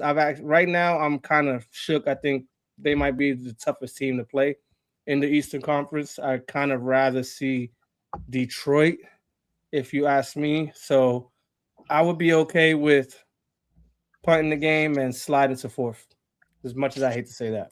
Ooh, that's a bold. And I always want the highest seed, but we're not getting the 2nd seed. And these, like the way that they're going to be gunning for us, like, and the NBA might put the fix in for the big Tatum story. Like, I can't. Nope. Let them play somebody else. All right, I'll let Apollo go before I rebuke that take.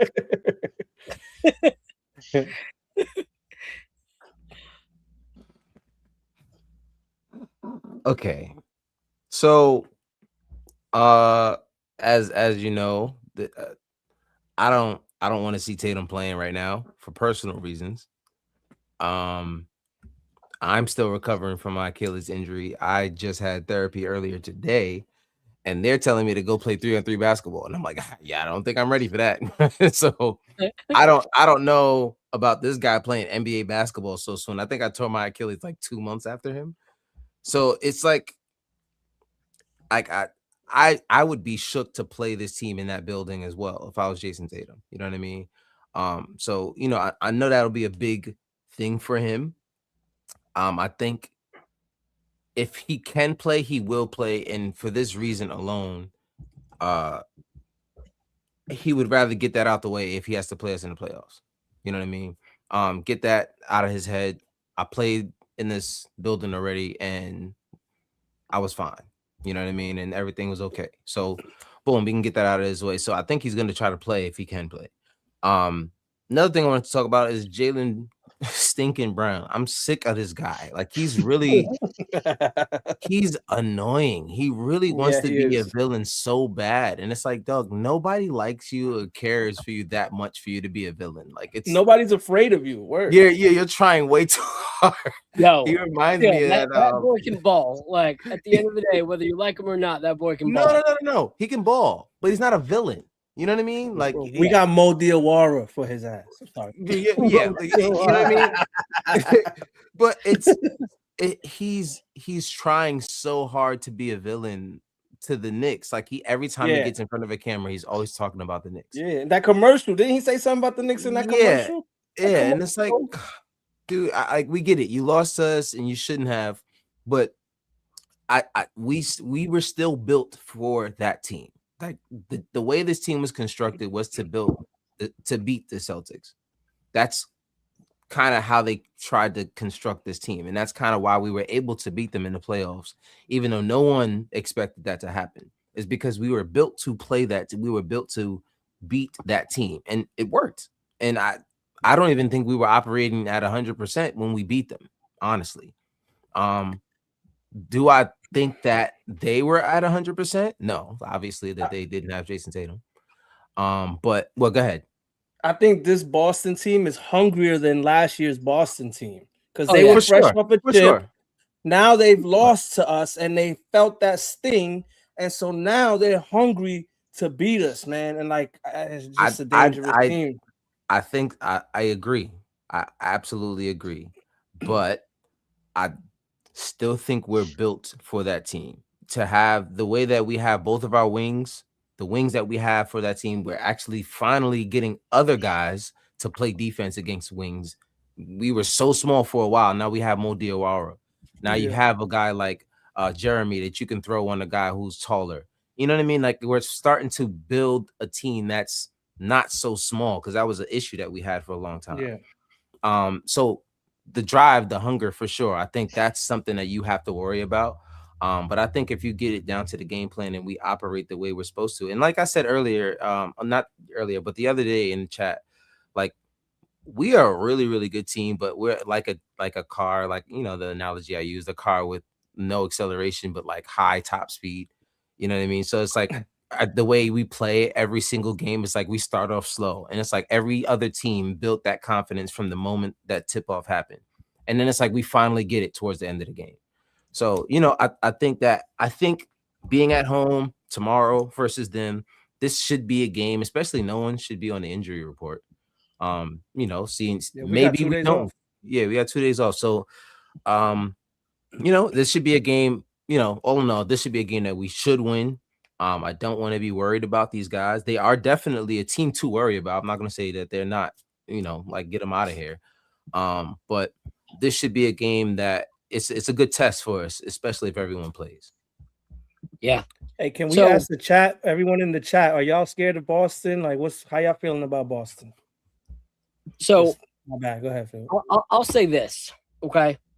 The scary thing about Boston is that at that time, Jaylen Brown was a number 2 who didn't want to be a number 2. Mm-hmm. He was a number 2 that didn't want to be in the shadows, but wasn't good enough. Hold on, let me mute that real quick. I got the game in the background so we know what's happening. So he was a number 2 that didn't want to be a number 2, but wasn't good enough to be the number 1.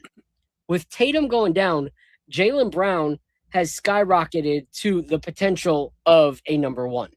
Like, he could be, and he is right now, the number 1.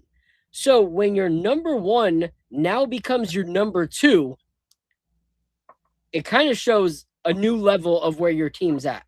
Like, Peyton Pritchard was a good 6th man, but he was playing in, like now starting lineup kind of basketball.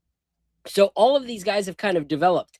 Yes, they lost Porzingis, but then they got Vucevic, who plays pretty similar kind of basketball, but also has veteran presence. So they are a team that you have to watch out for. The only thing I'm gonna push back out on Al's take that I'm like, nah, bro, don't ever say that again, is the falling backwards. Like, I'm not okay with that, because for me, we don't know who we're going to play in the second round no matter what. I don't want to go in and play the Hawks when I could play the Raptors. Like, that's just not something I want to do. Why? Because every team is more exhausted in the second round than they are the first. So why would I want to go in with a team that could possibly take it to 7 as opposed to a team that we might possibly be able to beat in 5? Like, I think we could take the Raptors in 5. So why risk games like the last one against the Hawks over a span of 7 games? Why do that to our players? I would rather just buck up and play. Like, I would rather do that, especially now that we're seeing our team in these last 2 or 3 games actually play the kind of basketball we've wanted to see all season. I want to milk that. Like, let's keep on going. Let's figure out the kinks. Let's figure out who gets those minutes in that first lineup. We don't have the luxury of sitting out that team without falling, because as of right now, if I'm looking at the score correct in this game, the Hawks are down 5 with 1:10 left. So the Cavs are going to be right there. So they have 1 game left and we have 1 game left. Theirs is a guaranteed win. They're playing the freaking Wizards. So they are guaranteed a victory in their next game if they win this game tonight. So if they win this game tonight and we don't want to fall, we have to beat Boston, or we do become the 4th seed and have to play the Hawks. I don't want that. I would rather go. We have 3 games left, right? Yeah. We have Boston. Yeah, Boston 2. Raptors, and then Charlotte on Sunday. Okay, how many games do the Cavs have? The Cavs might have 1 or 2 left. Let me see. Let's see. Cavs have I think they got 1 more game. They got 2 games. They got 1 more against the Hawks. So they play the Hawks again, and then they play the Cavs. Okay, so they have 2, we have 3. Yeah, so if they win this game and we lose, it's anyone's ballpark, and we play better teams than they do. So I would rather not take that risk and throw in the towel early, because then we are pretty much giving up that seeding, and I don't think it's worth it at all, because Toronto can still be a game, and we know that Charlotte can play against us. So I don't want to leave it to risk. I want us to go out there and beat Boston tomorrow night. So that's my thought. So while we're here, let's go into the next pour before we break down the final questions of the Knicks and this season. All right. So we are going to go into this. This is a new release that I'm excited about, aged 12 years. All right. And this one is in toasted American oak casks, a blend of straight bourbon whiskeys, 12 years, 113.4 proof. So, Brett, you're it. All right. So here's my player comp for this one. Is going to be OG, partly because it's a blend of Indiana and Tennessee bourbon. Given that OG went to Indiana, I feel like that was the one easy comp to throw in there. But also, it's a clean bourbon. It's got a really nice long finish to it, and OG I know has his moments, but this is one that you can always kind of rely on and depend on in terms of what it's going to bring to you in terms of flavor point. And another really solid release that we created. So the Red Label series is a relatively new concept with barrel. Kind of a twist on the classics, kind of playing homage to our roots, which are some of our favorite products that we've released in the past. One of which is always going to be a toasted American oak cask. So it's going to be a 12 all the way up to 15-year-old blend of bourbons. So it's not just a 12-year-old that's on the age statement. So anytime you see a bottling, you always have to put the lowest age statement on the bottle, even though this goes up to a 15-year-old bourbon. And then to kind of add a little bit more steroids on top of that is that we are toasting those barrels as well with finishing of that toasted American oak cask all the way from 3 to 40 months old. So you're getting almost like an additional 3 years of age on top of that. Okay, that's awesome. And this one just dropped, right? Yep, this is about a month old. Okay, that's awesome. And this one goes for, I believe, $159 MSRP. Correct. We're going up in price point, but not losing quality. Just a little bit of a curiosity and uniqueness to it. So this cap, is this going to be standard on all of them, or for those like more rare releases? A little bit more of the higher price points. So there's the Red Label series, which is this, then our Black Label series. So they're almost like kind of like magnetic and a little bit, obviously a little bit more weight to it.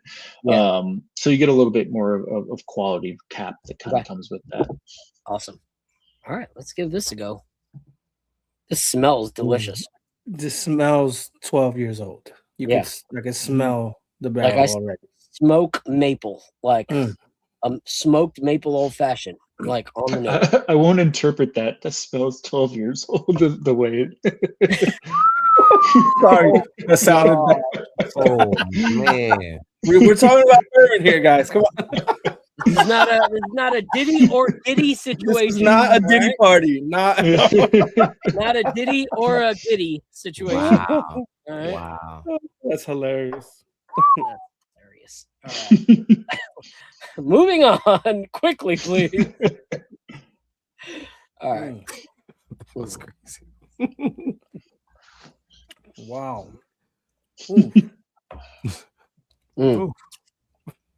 I'll just keep my mouth shut. This is the sweetest one so far that we've tasted. Again, very nice viscosity. I get a lot of the barrel in a great way. I got like a creme brulee kind of taste. This is the first time I've ever tasted creme brulee in a bourbon like this. That came through really nice for me. I really enjoyed that.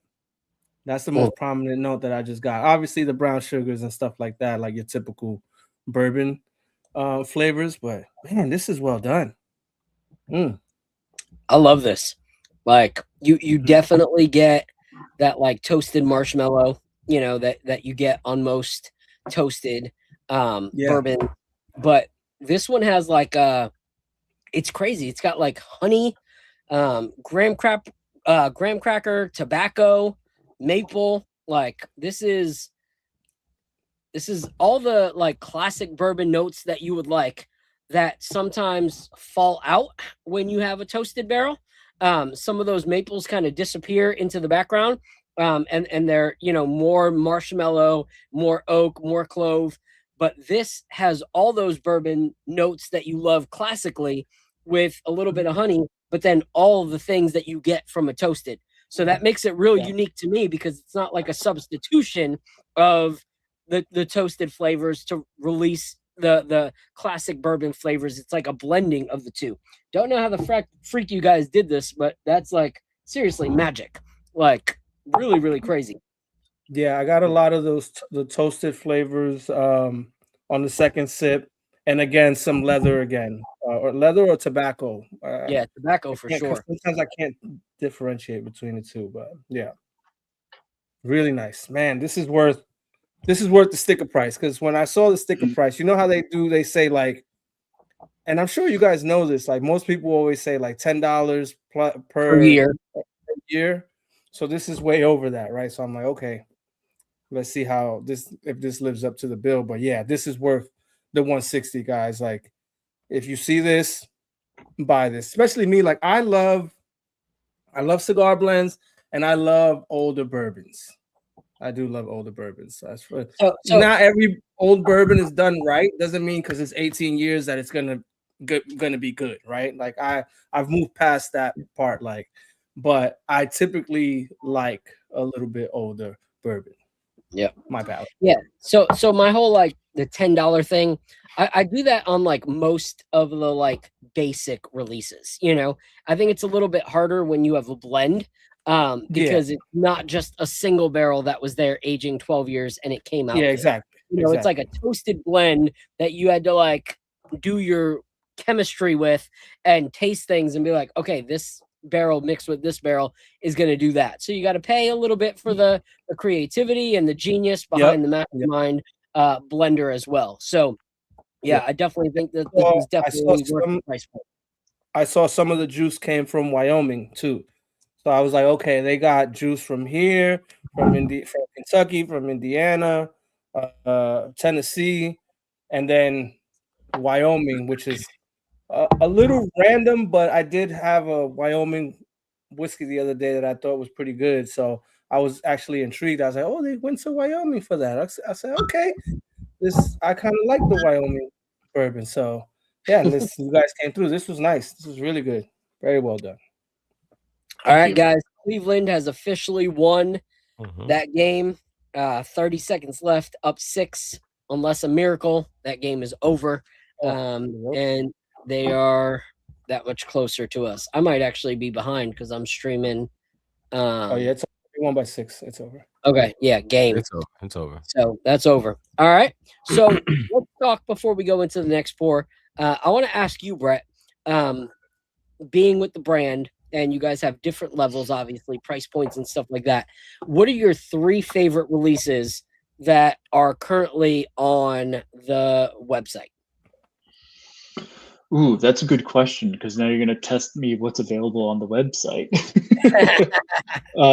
I would say if there's the 12-year French oak, so our first release of the red label, there's a French oak finish, which I think was just beyond beautiful and elegant. And I would put that as my favorite release since I've personally been with Barrel. If that's available on the website, the Toasted American kind of go like toe to toe with each other for me. Cigar blend for sure. I think that's stunning. It's why, I mean, it seems really weird for me to say, but like all the whiskeys that we're trying tonight are all basically all my favorites. So like batch 37, I think is a must. Cigar blend, I think, is also a must. And then you kind of get into our flagships and kind of our core SKUs. And I know you touched on it at the way beginning of the show, but Vantage. Vantage is basically a tripled oak cask where it's bourbon that's finished in Japanese Mizunara oak, toasted American oak, and then European French oak. So it's almost like a hybrid of kind of everything that we're tasting through tonight, and that's a really pretty whiskey as well. That's awesome. All right, so I got to ask, if I was, let's say I'm gonna decide, all right, I want to splurge on one of these bottles, all right, and I'm thinking 19-year Seagrass, I'm thinking Dovetail Toasted, or I'm thinking, let's pick one more, or I'm thinking, let's go with the 18-year Cabernet barrel. Which one of those 3 is like, oh, if I have to choose one, that's the one? The 19-year-old Seagrass is special. Okay. Really? Yeah, it is. I mean, when we taste Seagrass, you'll see what's so unique about it, and then I don't know. It's tough to compete with. Okay. Especially at a 19-year level. Yeah. Okay. I'm asking. My birthday's coming up soon. I'm turning the big 42 in about a When's your birthday? June 1st. Okay. So we're trying to figure out what we're going to do and what I want to get. So I'm like looking at some of those and I'm like, all right. No, you're not going to be disappointed with any of them. I can guarantee you that. Okay. Awesome. They will get you going for sure. All right. So let's talk about, we talked about the Boston game. So before we do taste Seagrass and see what we think of it, tell me the one concern that you have for the playoffs and the one team that you want to try to avoid come playoffs, based off of what we've seen in this last month of basketball. So I'll throw it to you first, Al. Let's see what you think. I just told you guys, Boston Celtics, and it's not really that much about Tatum. It's more about the team as a whole and where they're at. Last year, I didn't think they were as hungry because they were fresh off a chip, and they probably looked at us because they spanked us the whole year, and they probably were like, yo, we could just beat these guys. And think about that mindset. Similar to how the Knicks have kind of been operating all year. They kind of been like, we'll just turn it on in the playoffs. It's a scary thing. So this year, they got new players. These players are hungrier. The kid, Kata. People talk about Vucevic. I'm not worried about Vucevic. Nobody's scared of Vucevic. The kid, Kata, can ball. He's like their Mitchell Robinson, and he can go in there and bang with Mitch, and he's younger. He has really good advanced defensive stats. And the other person that has really good advanced defensive stats is Peanut Head. What's his name? White? Oh, Peanut yeah. Head. I call him Peanut Head. Yeah, I call him Peanut Head. He has a case for Defensive Player of the Year. Obviously, he's not going to get it because of Wemby, but he has a case for Defensive Player of the Year. He's really, really good on the defensive end. So all that on the defensive end, plus the talent that they got on the offensive end, it's and the hunger and all that. Like, I would love to dodge them. I have never ever tried to dodge a team ever in my life. And what I've been saying leading up to today is, yo, line them up and we got to knock them down, because usually that's how I operate. But if I could tiptoe past these guys and let somebody else handle them, I would really like that. All right. Any concerns based off of our squad for the playoffs? Our squad, my biggest concern is going to be our height and the mismatches that come from that. Some of it is, also like Jalen Brunson, going hero-centric or whatever, but that's less than the most important thing to me is like our defense. And I think we always get put in compromised positions because we are undersized in a lot of positions. Like off the tip, we're undersized because of Josh Hart. Like he's 6'4", really our power forward. Yeah. And we're undersized right off rip. And then we got guys coming off the bench that are undersized. So that's my biggest concern. I think that's our biggest weakness, and that's how teams are going to attack us. So that's what I can think about every day. Okay. All right. Before I throw it to Brett and then Apollo, let me look at this real quick. Games today. All right. So I'm going to do a run that back real quick. All right. Hey, this is my run that back. And I give full credit to my guy, Apollo Reed, because he just sent me something. And I looked at it and I was like, holy crap, are you serious? So let me see if I have it here. All right. Boom. This is my run that back. Yes, they were playing a team that they ended up losing. But Jericho Sims just got a triple-double of 11 points. No, this is fake, bro. This got to be from Butt Crack Sports. And 2 steals in 39 minutes. Nope. Like, no, this is the frustrating thing, because this is not true. But my whole thing is he going to do this all the time? No, bro. That is a post. You got to bring up the actual score, like box score. That is false. Bro, you saw him bringing the ball up. Like that is. That was 2 games in a row. That was 2 games in a row. That's from 2 games. That's 2 games cumulative. No. I'm saying that means that is something they want him to do. I told you they're trying to make him the new Giannis, bro. Here's the thing: they lost. Oh my God, it's real. It is real, and they lost to the Pistons. He did this against the Pistons without Giannis. Without Giannis. No. Okay. So here's my whole thing. Imagine this. Imagine Huck Porty wasn't on our bench, and a guy who could put up a triple-double against Jalen Duren was on our bench. Like, are you kidding me? Like, what the frick? I'm going to give you a very woke fan's take on this that wants to debunk all of this. He was a -20 in a loss. I don't give a crap if you're a -20. You're against versus the number one team in the Eastern Conference. For real. Like, your team. I cannot believe he got a triple-double. That's insane. That's Holy crap. Thank you, Tom Thibodeau. Appreciate everything you've done. My gonna be on fire tonight because of this.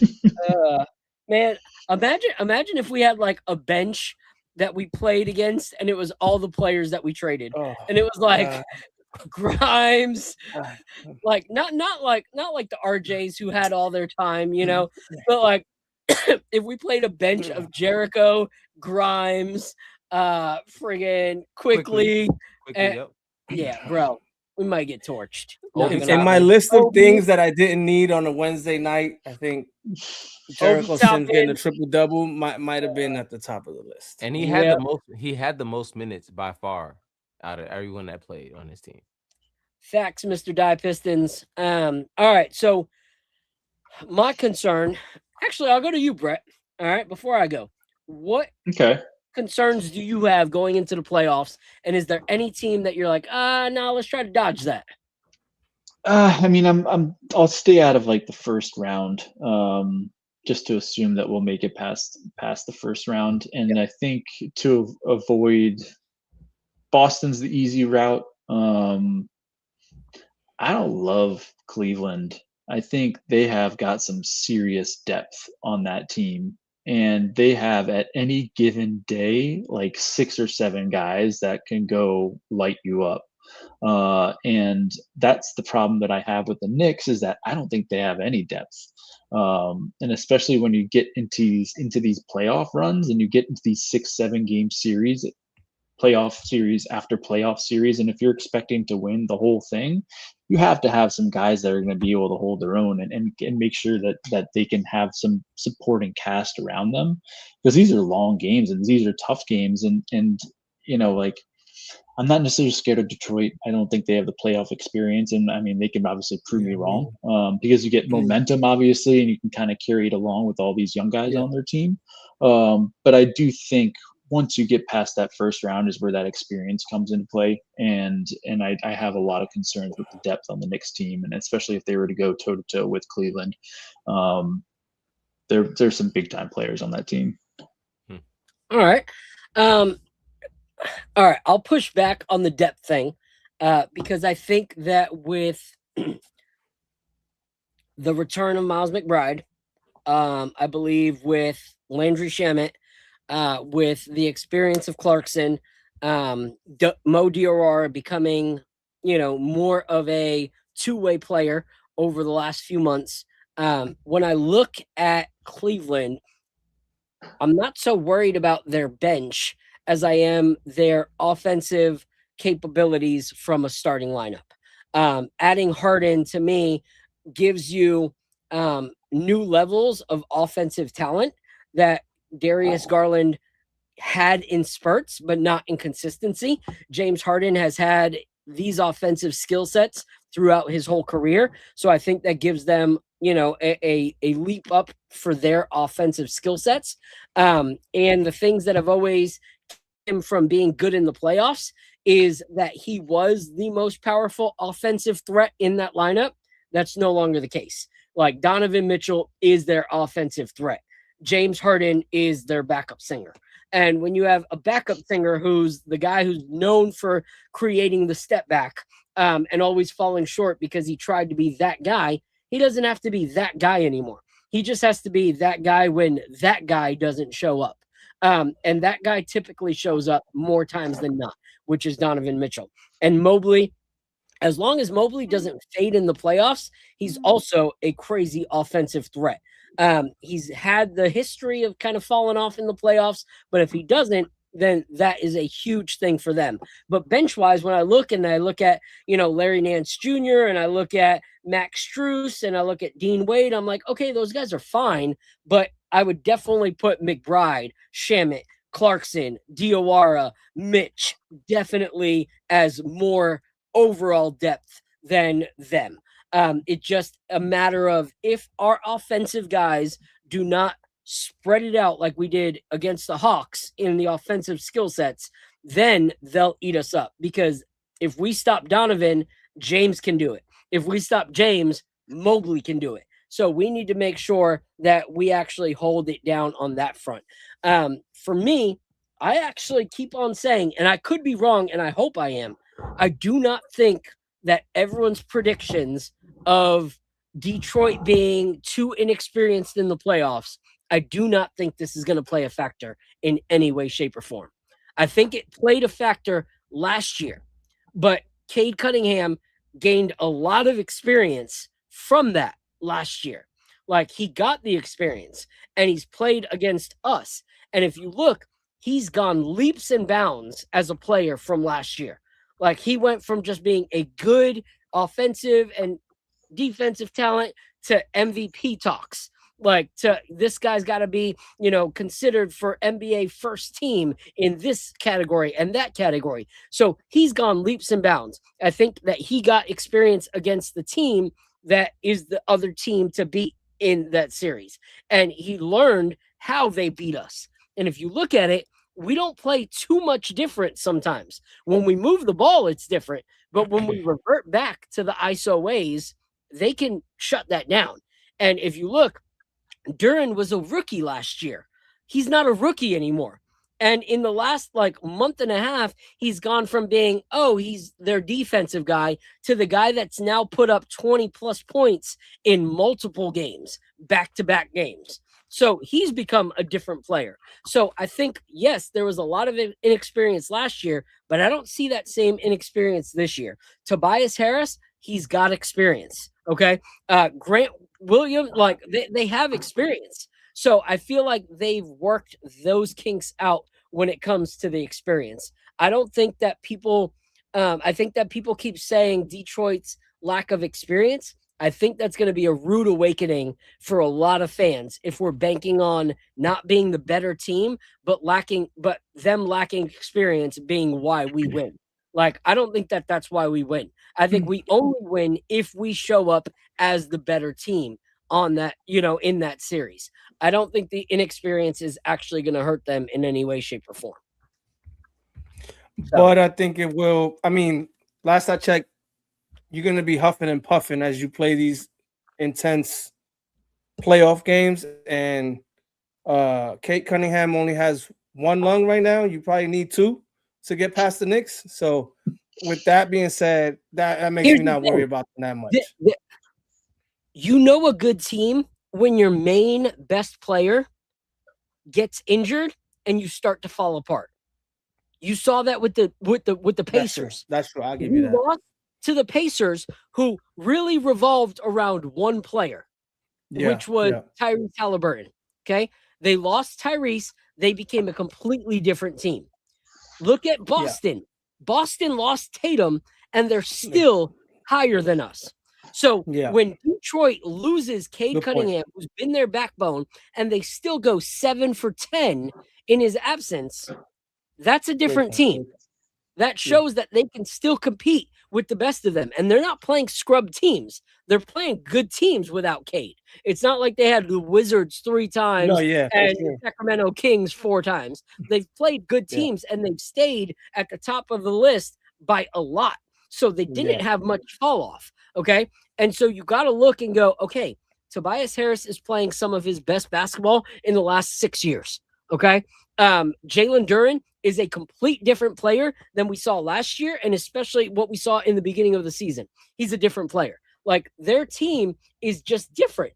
And so my whole thing is, yes, you need 2 lungs, but if you look when we played them, it always looked like they had the 2 lungs and we had 1. So we couldn't keep up with them. Let's be real. We could not keep up with them. So now, if Cade's got one lung, that means we both have one lung at the end of the day. Now it's even territory if Cade's got That's one lung. even. No, All it's right. even. So you look, they have depth. That's the thing that some teams don't have against us, but they do. Isaiah Stewart can come off the bench and cause foul trouble for Mitch and for Cat. He can cause frustration. Javonte Green, he can go off the bench for 30 at some games. You know, he's got that skill set. Jenkins always kills us. Jenkins has been incredible in the last month. In Cade's absence, this kid has been elite. Like, they go to him first for interviews now. Thompson, That's insane. crazy. Like, insane. Duncan Robinson can shoot lights out on any given night. Kevin Huerter has been subpar, but he's got playoff experience. So in those bright lights, he's not going to crumble compared to a lot of other players. Paul Reed, same thing. He's got some experience. So my whole thing is, I don't really believe that, like, we can bank on lack of experience anymore.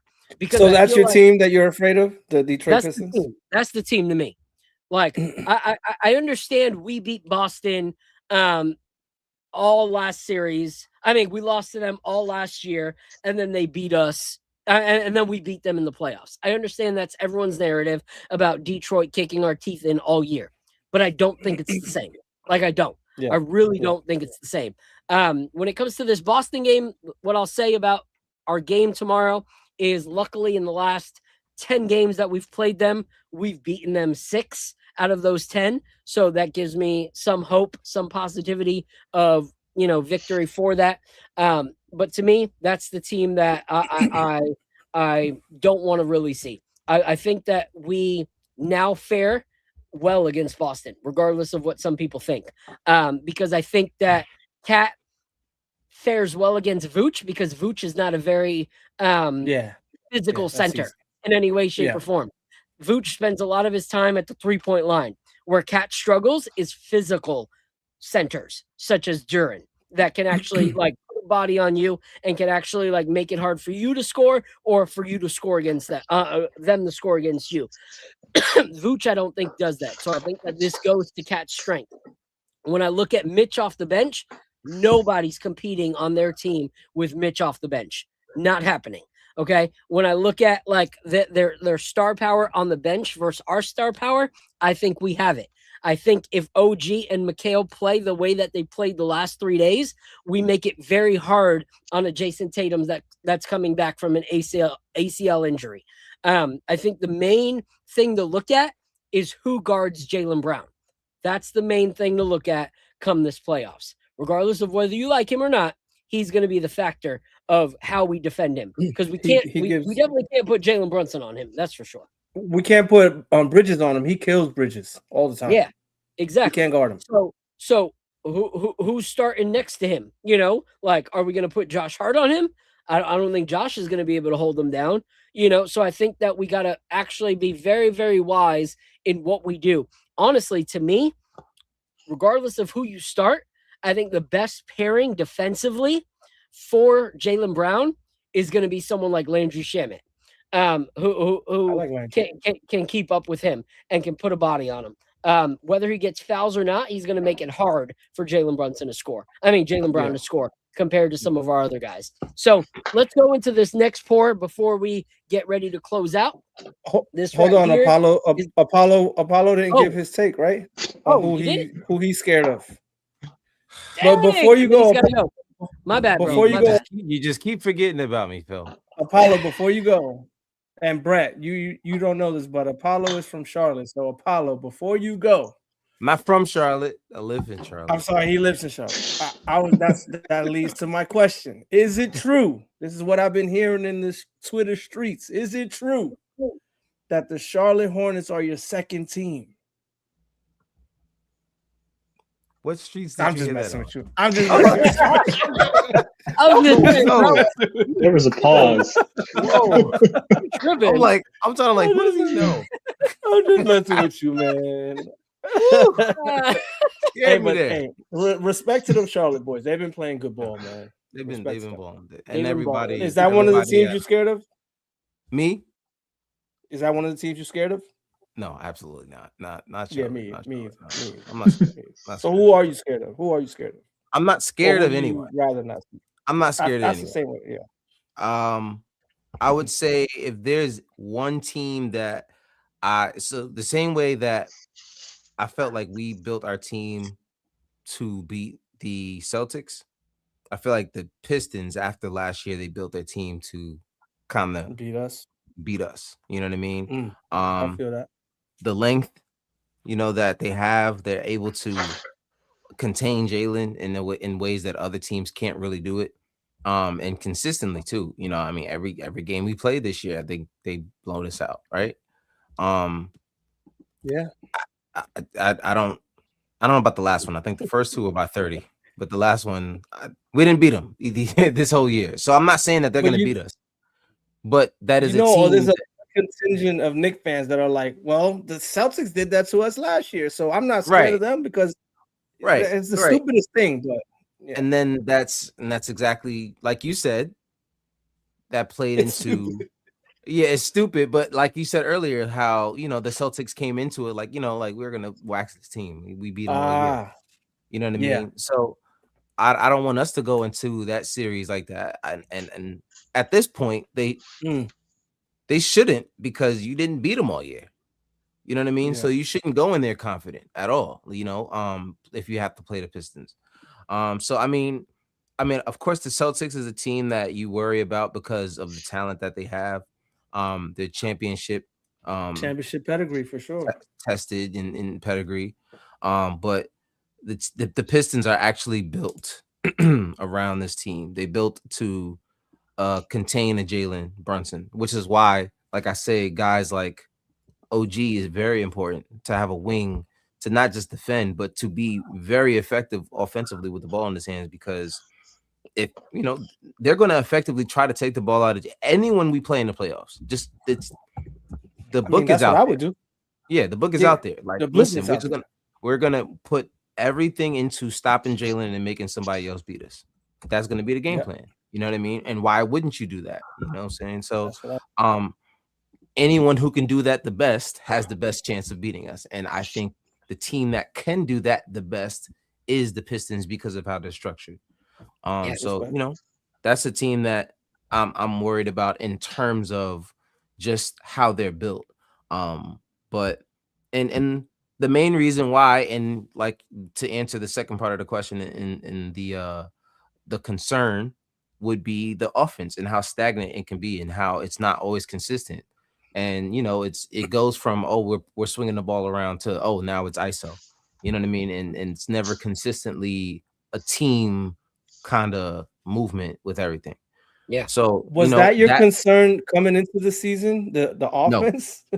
No. Right? Isn't that so crazy how coming into the season our concern was the defense, and now our concern is the offense? Insane. Which is odd because we had Tom Thibodeau last year and he was supposed to be a defensive coach. So we came in now, we're a better defending team, and then we're not a good offensive team. But I also think it has to do with, being realistic on the fact that, like, we were concerned about the defense, but the offense became more predictable because people had enough time to understand how things worked. Last year, it was still an anomaly for people on how it works with McHale, how it works with Cat. But over time, you started to see the same thing, so that's why I think it became predictable when we went ISO, was people started to go, oh, we know this. Like, this is something we are comfortable with. And so that's why I don't see Boston last year and Detroit this year as the same, because I feel like Boston came in a lot more comfortable than Detroit. I don't think Detroit acts comfortable or prideful. They haven't won anything yet. Boston had already tasted what it was like to be champions. And I think that they thought that that was going to happen again. So their foot wasn't fully on the gas. Detroit is hungry. Cade has something to prove. Cade wants to make sure, but Cade has a very rare and unique skill set in that he can prove himself while still making it not about himself. And that is a unique talent that you don't see very often in the NBA. And so he has allowed himself to elevate other players on his team. And I don't think that they are going in with the same mentality Boston did against us. I think they are going in saying, we believe we are number one, but we're not number one unless we prove we're number one. I don't think Boston felt like they had to prove anything. I feel like we've seen these two teams. We've seen them display that hunger. Boston, we know they're hungry, right? And we know they're gonna bring that in the playoffs. I don't know if I've seen this Knicks team really display that hunger in this season. It's almost like they've been coasting and they thinking that they're just gonna flip the switch on in the playoffs. Is it just me that feels that way, or have you guys really seen them play hungry? Like, I don't know if I've seen that. Those teams that you mentioned, they all play as one. You know what I mean? Like, they have, like, their chemistry is what's like. Is the Pistons a better team than us? No, talent-wise, no. Yeah. But their chemistry is maximizing their potential right now, and that's the same kind of thing that the Celtics have already had. They won a championship, so all they have to do is tap right back into that. They have the same pretty much core guys that they can get to that level. So that, I think that's what ties into it. These guys, our guys, from week to week, it's like, yo, they're on the same page, and it's like now it's like they're arguing, and then they're sending shots in the media. You know what I mean? Like, it's kind of like they're not really bonded together. I feel like if this team can bond together like these other teams that you mentioned, they're the best team in the Eastern Conference without a doubt. You know what I mean? And look at it, we're coasting, not really doing what we're supposed to do, and we end up in third place. Yeah. So I think if you could look at it that way, yeah. So this is what I'll say. I've seen a handful of games where we act like we have something to prove, and I think that the frustrating part is we have so much to prove. None of us have seen a winning Knicks team in our life. Like, we've not seen a championship come to New York in our life. These guys, who are two all-stars to lead the team, and then a bunch of other people that could be all-stars on other teams, act like, we got this. No, we don't. Like, until we have it, we don't have it. You know, and so that, for me, I look at Detroit and I'm like, these guys are hungry. Like, the people that are going to eat the most at a dinner table are the hungriest at the end of the day. You're going to feast if you're hungry. And so you look. That's how I feel, yeah. Cade has no reason to play tonight. None. There's no team that can come and knock him out of the first place. I believe that if this team had secured first place, we wouldn't be playing right now. But these guys are hungry. They want to be the best going into the playoffs, and they don't want to take a day off because they don't want to rest. They don't want to be, too comfortable when it comes to their time to play. They already have to wait for, the playing games time to come, but they want it. And that's why I go, okay, at the end of the day, the hungry are going to eat. So if the Knicks don't act hungry, I'm not going to be surprised when Cade and the rest of the guys feast, because they're not going to stop. Like, they want this bad. Like, they want it so bad. And a lot of times what I see in the NBA, unfortunately, is people start getting distracted by all the celebrity stuff that comes with being in the NBA. You see Josh Hart, get your money, bro. But, like, he's in like 50,000 commercials, like, so Cade Cunningham doesn't care about anything but basketball. So when your sole desire is to be great at basketball and leave a legacy at basketball, it shows. So that's why I think that is a team that is hungry. Tobias wants to shut everybody's mouth about, oh, he's a has-been. He's not what he used to be. So he's playing like he used to be. Let's get into this next pour, but I have some points about what you just said about, like, being all ball, because I think we have guys that are all ball, and I think there's something that brings that out of you that I want to ask you to see if you think that that's the case. But let's get All into right. the next point. Before we go into the port, I know Apollo's got to go. He's got work early in the morning. Apollo, let Yep. everybody know where they can find you. Guard up Knicks everywhere, man. Love that liquor. Lord. Yeah, guard up Knicks everywhere. Guard up Lord. everywhere. Guard up. Yeah, Guard up everywhere. gotta mix everywhere. Yeah, man, that's where you can find me in literally anywhere on all the platforms. So yeah, come holla at me. Thank you, bro. Appreciate you. All right, man. God bless. Thanks, Have a All good right, Apollo. day. G, have a good night, Later, man. No. All right, you too, man. All right. We're gonna go into this seagrass that Brett has talked so much about tonight. So give us a little rundown.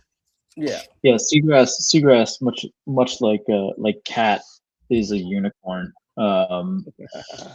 This is something that you're really not going to see in the market anywhere.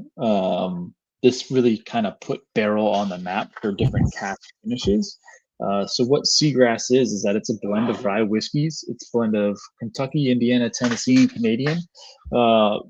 And it is going to be finished in rum agricole, which is sugarcane, fresh sugarcane distilled from Martinique.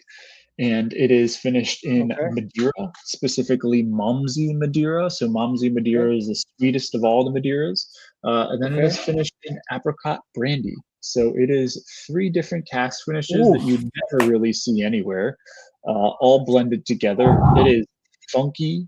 It is like as cool and creative as you can possibly think of for a product, and it pulls you in every different direction that you can possibly think of with each of those barrels. So like the rum agricole cast, you're going to get like vegetal, you're going to get like some not necessarily sweetness, you just get kind of a lot more like vegetal kind of grassy notes from that.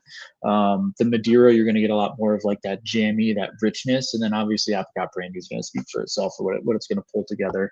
But it's a roller coaster ride of flavor on this one. Awesome. So what I wanted to say off rip is I'm Dominican, so I love rum. So I typically like the rum finishes. Some people don't. I like the sweeter finishes, as Phil also knows. I love Madeira as well. And then what was the last thing that you mentioned that was on there? Brandy. Apricot brandy. Oh, I love the apricot brandy too. I love all 3 of those. So this should be a home run for me. But what the heck does that have to do with seagrass? That confused me. So the I mean, I don't know how is that just the name you gave it? Okay. That was like so the founder Joe Beatrice grew up around like the coast of Connecticut, so he taxed the blending team to create a product that would be reminiscent of his roots of growing up on the coast of Connecticut. So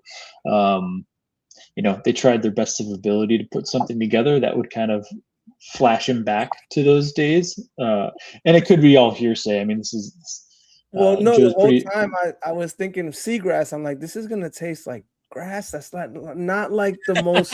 That's not really what I want to taste in my burger. No, it's almost as a sarcastic play. Okay. Yeah. Also, Phil, I don't know if you still have the bottle of seagrass, right? Yes, sir.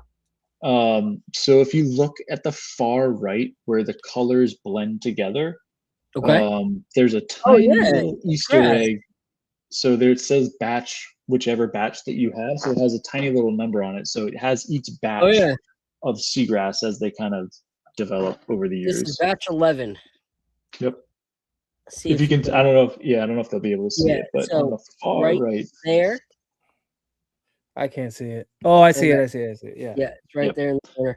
So teeny tiny Easter egg. I love it. All right, let's give this a go. This is actually one of the first ones that I tasted of you guys and have been a fan ever since. So. Oh, for real? Okay, I didn't know that. Yeah, this is definitely one of the gateway whiskeys of barrel. I would say Dovetail is a gateway whiskey of barrel. Seagrass for sure. Those are your top 2s. Yeah. And apricot brandy is a huge I taste the apricot thing that I love. So oh god, that's so good. Definitely summer fruity. It tastes like almost like the American light whiskeys that have been coming out. I get a lot of that, like kind of like nostalgia. Yeah.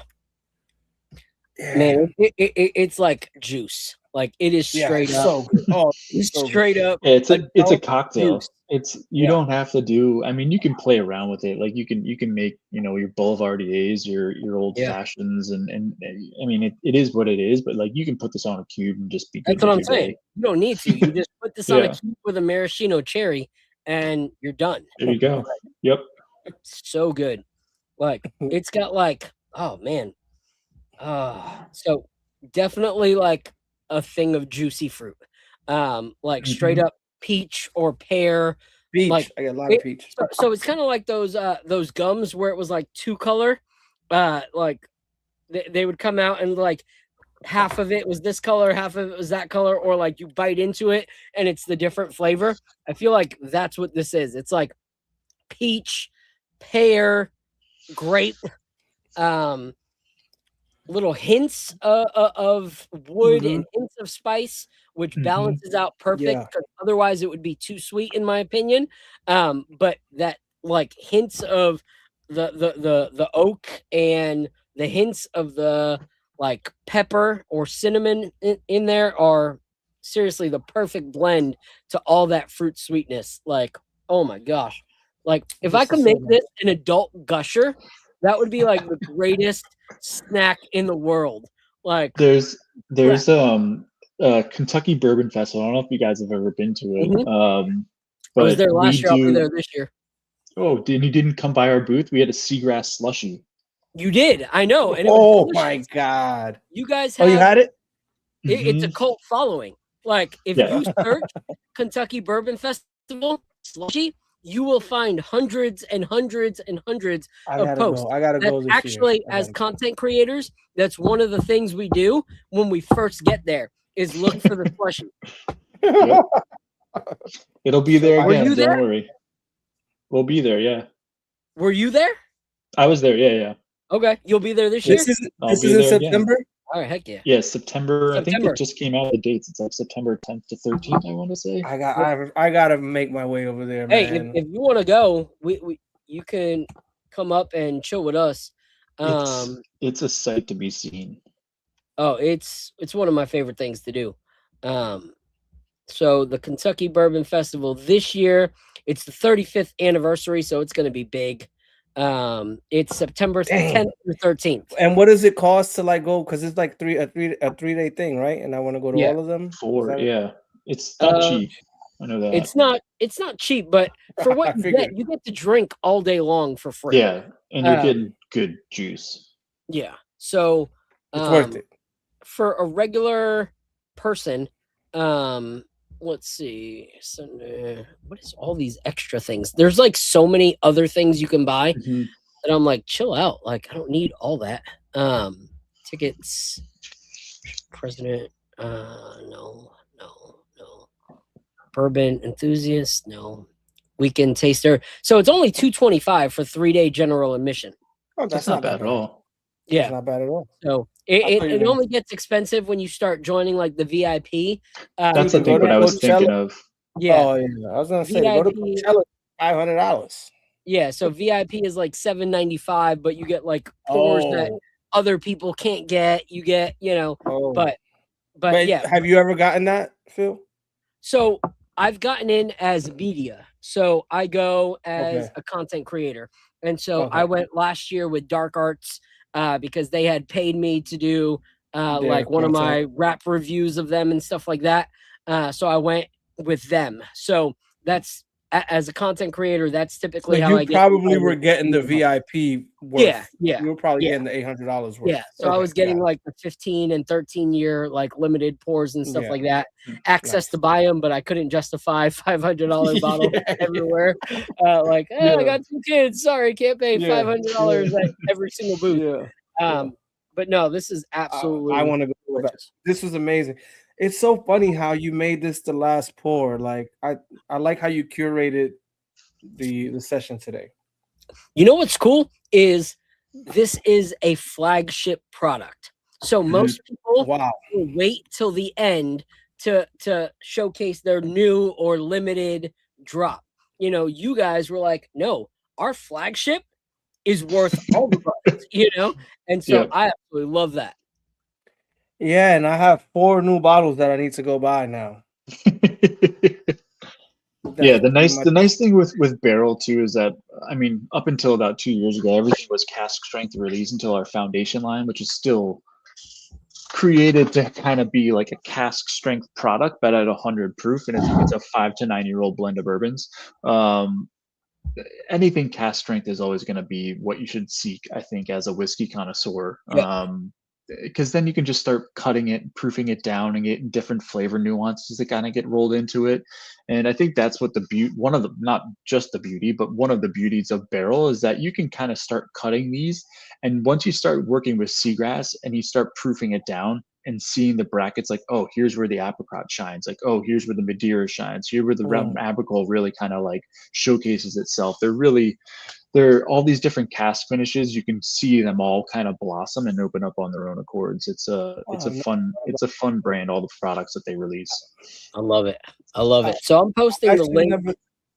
I've actually never thought about proofing stuff down. Sorry, because my sister's father-in-law, who's a big bourbon guy, and kind of got me going into the bourbon thing. He gives you so much crap if you dare to put an ice cube, or like he's like, you got to drink no it. way. There's so much joy. There's so much joy in seeing it. I know if you drop like a water thing in it, like it definitely opens up. I've done it before. But he gives you so much crap. But he at least wants you. But he'll let you do the ice. But like he makes you at least taste it first, straight, neat. Like you got. I do that too. I do that too. Like because first you got to taste what it's like out the bottle to then figure. So me personally, there's very little that I'll drink on ice because over time it starts to water it down. But there are a lot of bottles that I think with a dropper of water, adding a drop of water will show you different kind of flavors.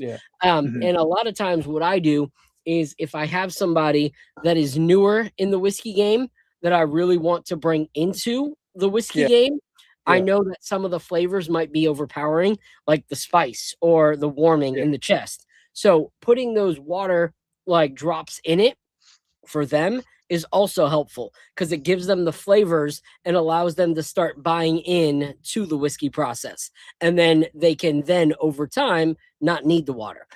So for me, drinking neat is always my favorite. But there is a time and a place for that. And so you can't, and at the end of the day, you can't tell people how to drink their whiskey. You know, at the end of the day, like if they like it, they like it. You know, like that's their thing. Just like you can't tell people what tasting notes they have to taste because they might not taste them. I did also have someone tell me, drink it how you like it. How you're gonna enjoy it. Yep. Except over Coke. Like don't disgrace it. All right. Oh yeah. All right. So real quick, I want to show these real quick because I want to add these to my freaking collection now that I've seen them, and I wish I didn't see them. So I blame you, Brett, and your team because I ain't got no money to be spending right now. What the frick? All right.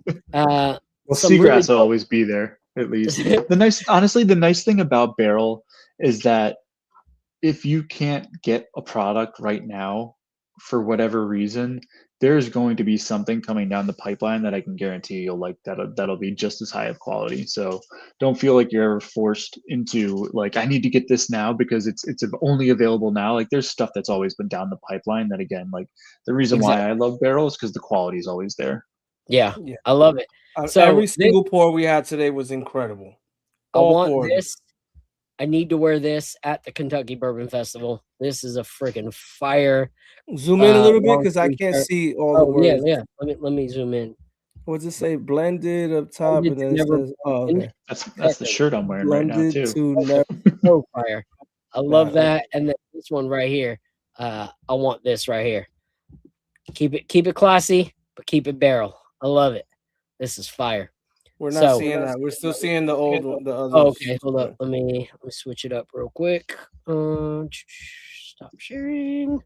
Why did it do that? That's weird.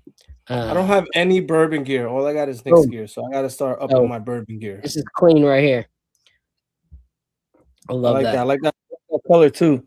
I like that color too. Yeah, that color's fire. So shout out to them. Shout out to my guy Lee Escobedo in the chat from the Nick of Time show on this channel. Every single game in the post game, dropping the basketball knowledge that you all wish that you had. That's my guy Lee Escobedo. He said, "I prefer to play the Raptors.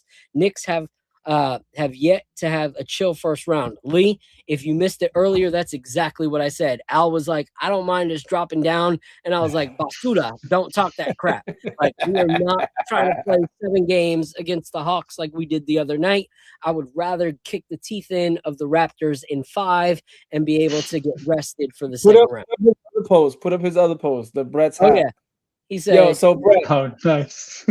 Yo, Brett, so we had Kimmy from Dark Arts here the other day, and she pulled up in all Indiana Pacers gear. We almost kicked her off. Ooh, yeah, that's a big no-no. So I got super excited when I saw you with the Knicks hat. That's why if you didn't see you cannot do that. We do have a thing called enemy territory where we, bring on guests from other franchises. So we knew I knew she was a Pacer fan, but she had the audacity to wear the Reggie Miller choke t-shirt on the show. And I was like, "Yo, Kimmy, I'm gonna kill you, bro." Yeah. No, she was cool. She was cool though, but that was crazy. We had a bunch of Raptors might be a sweep, Primo. Hey, I'm fine with that. That would be great.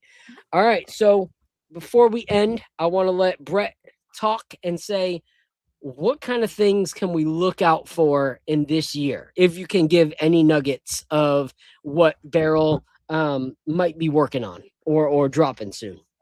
Yeah, so there's 2 more of these red labels that are going to be released. There's going to be 3 of our black labels. So MSRP on the red label are $160. The black label is a little bit higher end at $200 on the shelf.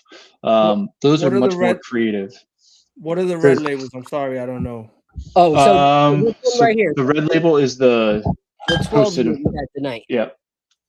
You see the label? The Toasted American. 12-year Toasted American. What's the difference between the red and the black? So the reds are always going to be 12-year-old bourbons that are finished in different casks. The black label, which we didn't have here today, are a little bit higher age statements with a lot more kind of unique and creative cask finishes. And you got some blacks coming out? Yeah, so there are 2 more blacks coming out, 2 more reds coming out. There will be our New Year's bourbon at the end of the year, which is kind of like the culmination of all the states and distilleries that we're kind of sourcing from. And then there will also be batch 38 coming out at some point. Nice. Heck yeah. Is that supposed to be like any hints on what that is going to be like? Oh, yeah, that's supposed to be like batch 37, but a little better. +1. I mean, it depends on who's tasting it. It could be better, it could be worse. I don't know. Different strokes for different folks, kind of thing. But yeah, it's as I said before, like I've never had a bad product coming out of Barrel, so I look forward to every single release. I've never been disappointed. These were fantastic, man. That's awesome, man. Absolutely phenomenal. So Brett, where can everybody follow and support Barrel? And if you have an account that you want to promote as well for yourself, feel free to drop that right now. Yeah, I think everything is available on barrelbourbon.com. The one thing that you have to make sure is hit that double L on Barrel. And so you're going to be able to find everything on there. And, all I have to really say on top of that is just go Knicks. That's awesome. Yeah. My man. This guy's been my favorite guest out of everything. I love being on here. You guys are the best. It was a pleasure having you. Like I said, hit me up on Instagram. I'd love to talk to you about potential stuff for playoffs. We're trying to figure out how we all are in the same place. If we make the finals, Brett's got to have a slot in the finals. Oh, yeah. For sure. Got to have a slot for the Knicks fan. All right. So all right. I'm gonna put your boss on the chopping table here. All right. So if the Knicks make it to the playoffs, to the finals. That's easy. We have to have a Barrel episode that's all black label. All black label for the final. We Done. haven't been to the finals in forever, so it's got to Say happen. less. We're Come on, good. let's do it. All Let's right. do it. Thank you so Deal. much, Brett. Appreciate you, man. Now I'll talk to you Cheers, soon on General. Instagram. Nice All meeting right, you, be brother. good, guys. I'm gonna You follow too. you. All right. So thank you so Man. much for Beryl for being a part of this episode. That was seriously a freaking blast. Brett is such a solid dude. I love connecting with new people. Yeah. When we making it. All right. That's my guy. Yeah, He's I like, like "Bro, that energy. thank I you. like that appreciate energy. that. I appreciate that. Hey, now that I know that there's a whole like 4 black labels waiting for me if I make it to the finals, like I'm gonna say that too. Stakes just got even higher. Stakes just Yeah, got exactly. even higher. for Now me. it's not just about the chip; it's about friggin' 4 black labels. You know what I mean? Shout out to my guy Lee Escobedo. That's my brother from another mother. Appreciate him so I'm much. glad I asked because I didn't even know what that was, man. This was great, man. This was Yeah. great. It's a great episode. Al, let everybody know where they can follow and support you. Yo, I am semi-auto155 on Twitter. Soon, I am going to change my name to Al from Harlem on all platforms, including my Instagram. Right now on Instagram, I'm something different. I'm like Harlem Bro _ Al, something crazy like that. But I'm going to consolidate everything. I really was going to do it this week, but I didn't do it because Lee tweeted me and put at semi-auto155 in one of his tweets today, a couple days ago.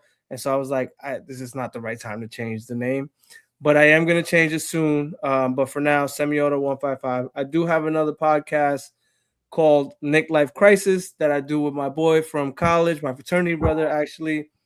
2 40-year-old guys just talking about Nick's trauma. And we are both dads now, so we talk a little bit about dad life too. So you can catch me there and then catch me here, man. Let's go Knicks.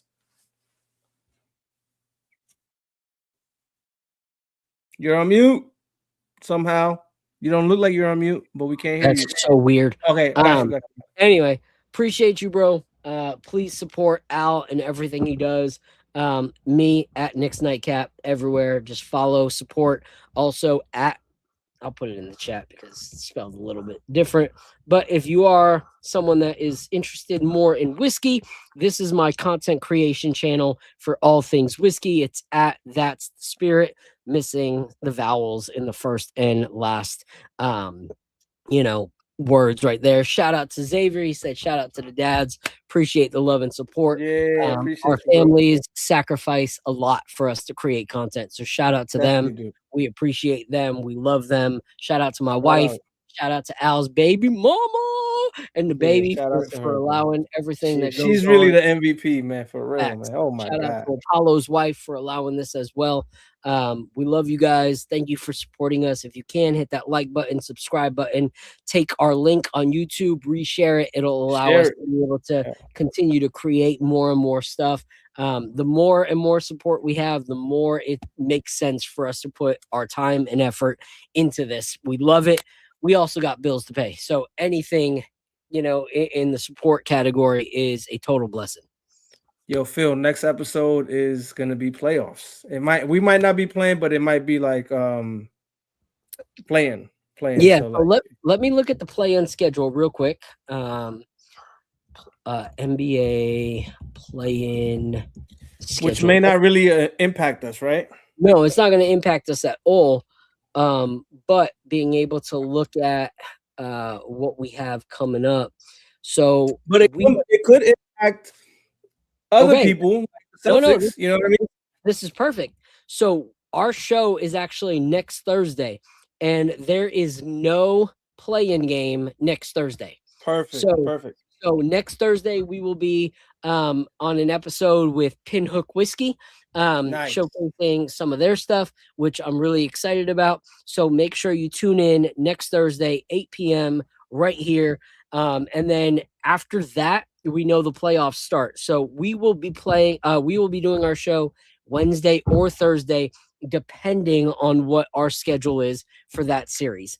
We'll never go on live when there is a game. Luckily for us, there's no back-to-backs. So it'll either be Wednesday or Thursday at 8 p.m. whenever we do not have games. We have some amazing brands joining us. So we appreciate you guys. If you drank and you're driving, please make sure to drink responsibly. Make sure that, that this is something that you enjoy the craft, and not something that gets you into trouble. Because that's what we're trying to showcase here is good whiskey is meant to be enjoyed, not abused. Hey, one other thing that you never say, Phil, is if you have a bourbon brand or distillery that you would like us to feature, please comment that so that we could try to reach out to them and try to get them as a feature. Yeah. So it looks like we only have one spot left through the playoffs, which is crazy because we have guests through the end of the finals. We actually have our last episode, which will be after the last game of the finals. Even if we get taken out before then, which I do not believe we will still be chopping it up, talking NBA, talking finals, talking what Knicks can do in the offseason. So we are going to make sure that you guys, have that. And so we'll close with this. Do you have a playoffs hot take? Ooh, all right. I'll let you go, Al. Do you have a playoffs hot take? Here's my hot take. The basketball gods, for some reason, bestow all their good energies on Boston. That's why I don't want to play them. I want to just for some reason they always do us dirty. We have this, we have the what's Halliburton thing, we have it's just so many bad things they let happen to us. What's going on with the basketball gods? Please just let us shine. Don't give us Boston, because if it's us against Boston, the basketball gods are going to choose Boston because the storyline is so crazy for the story franchise. This guy comes back against a team where he lost his one Achilles, and now he comes back and beats them with just one half of an Achilles. The basketball gods are not going to look down favorable on us. So I don't want to see them. This is what I'm going to say to that. All right, this is what I'm saying. The basketball gods hate us, dude. I don't know why, but they hate us. No, I'm sorry. All right, there's one God, and he's the Knicks fan this year. All right, and he's rooting for the Knicks. All right, there's one God, and he's the Knicks fan this year. With you. All right, shout out to my guy Raw. Appreciate you, Raw. This guy right here. If you guys don't follow him, that's my homie. I appreciate him so much. What I will say, my hot take is I don't think OKC makes it to the finals. That's my hot take. I like that take though. I think. All right. I don't think that they make it to the finals. When I'm looking at the standings, I see them versus the 8th seed, which to me, I believe will be the Warriors, because I feel like Steph's gonna find a way to pull it out with his experience. I think that they beat the Warriors and they go on to play the Rockets. I believe that they will beat the Rockets, but I do not believe that in the semifinals of them versus Spurs that they beat the Spurs. I think the Spurs make it to the finals on the West Coast. Now, I don't know how that shakes out, but the Denver Nuggets last weekend just played the Spurs, and that was the best game of the whole NBA season. I don't know if you watched it. It was incredible. And the Nuggets and Jokic took it to these guys, man.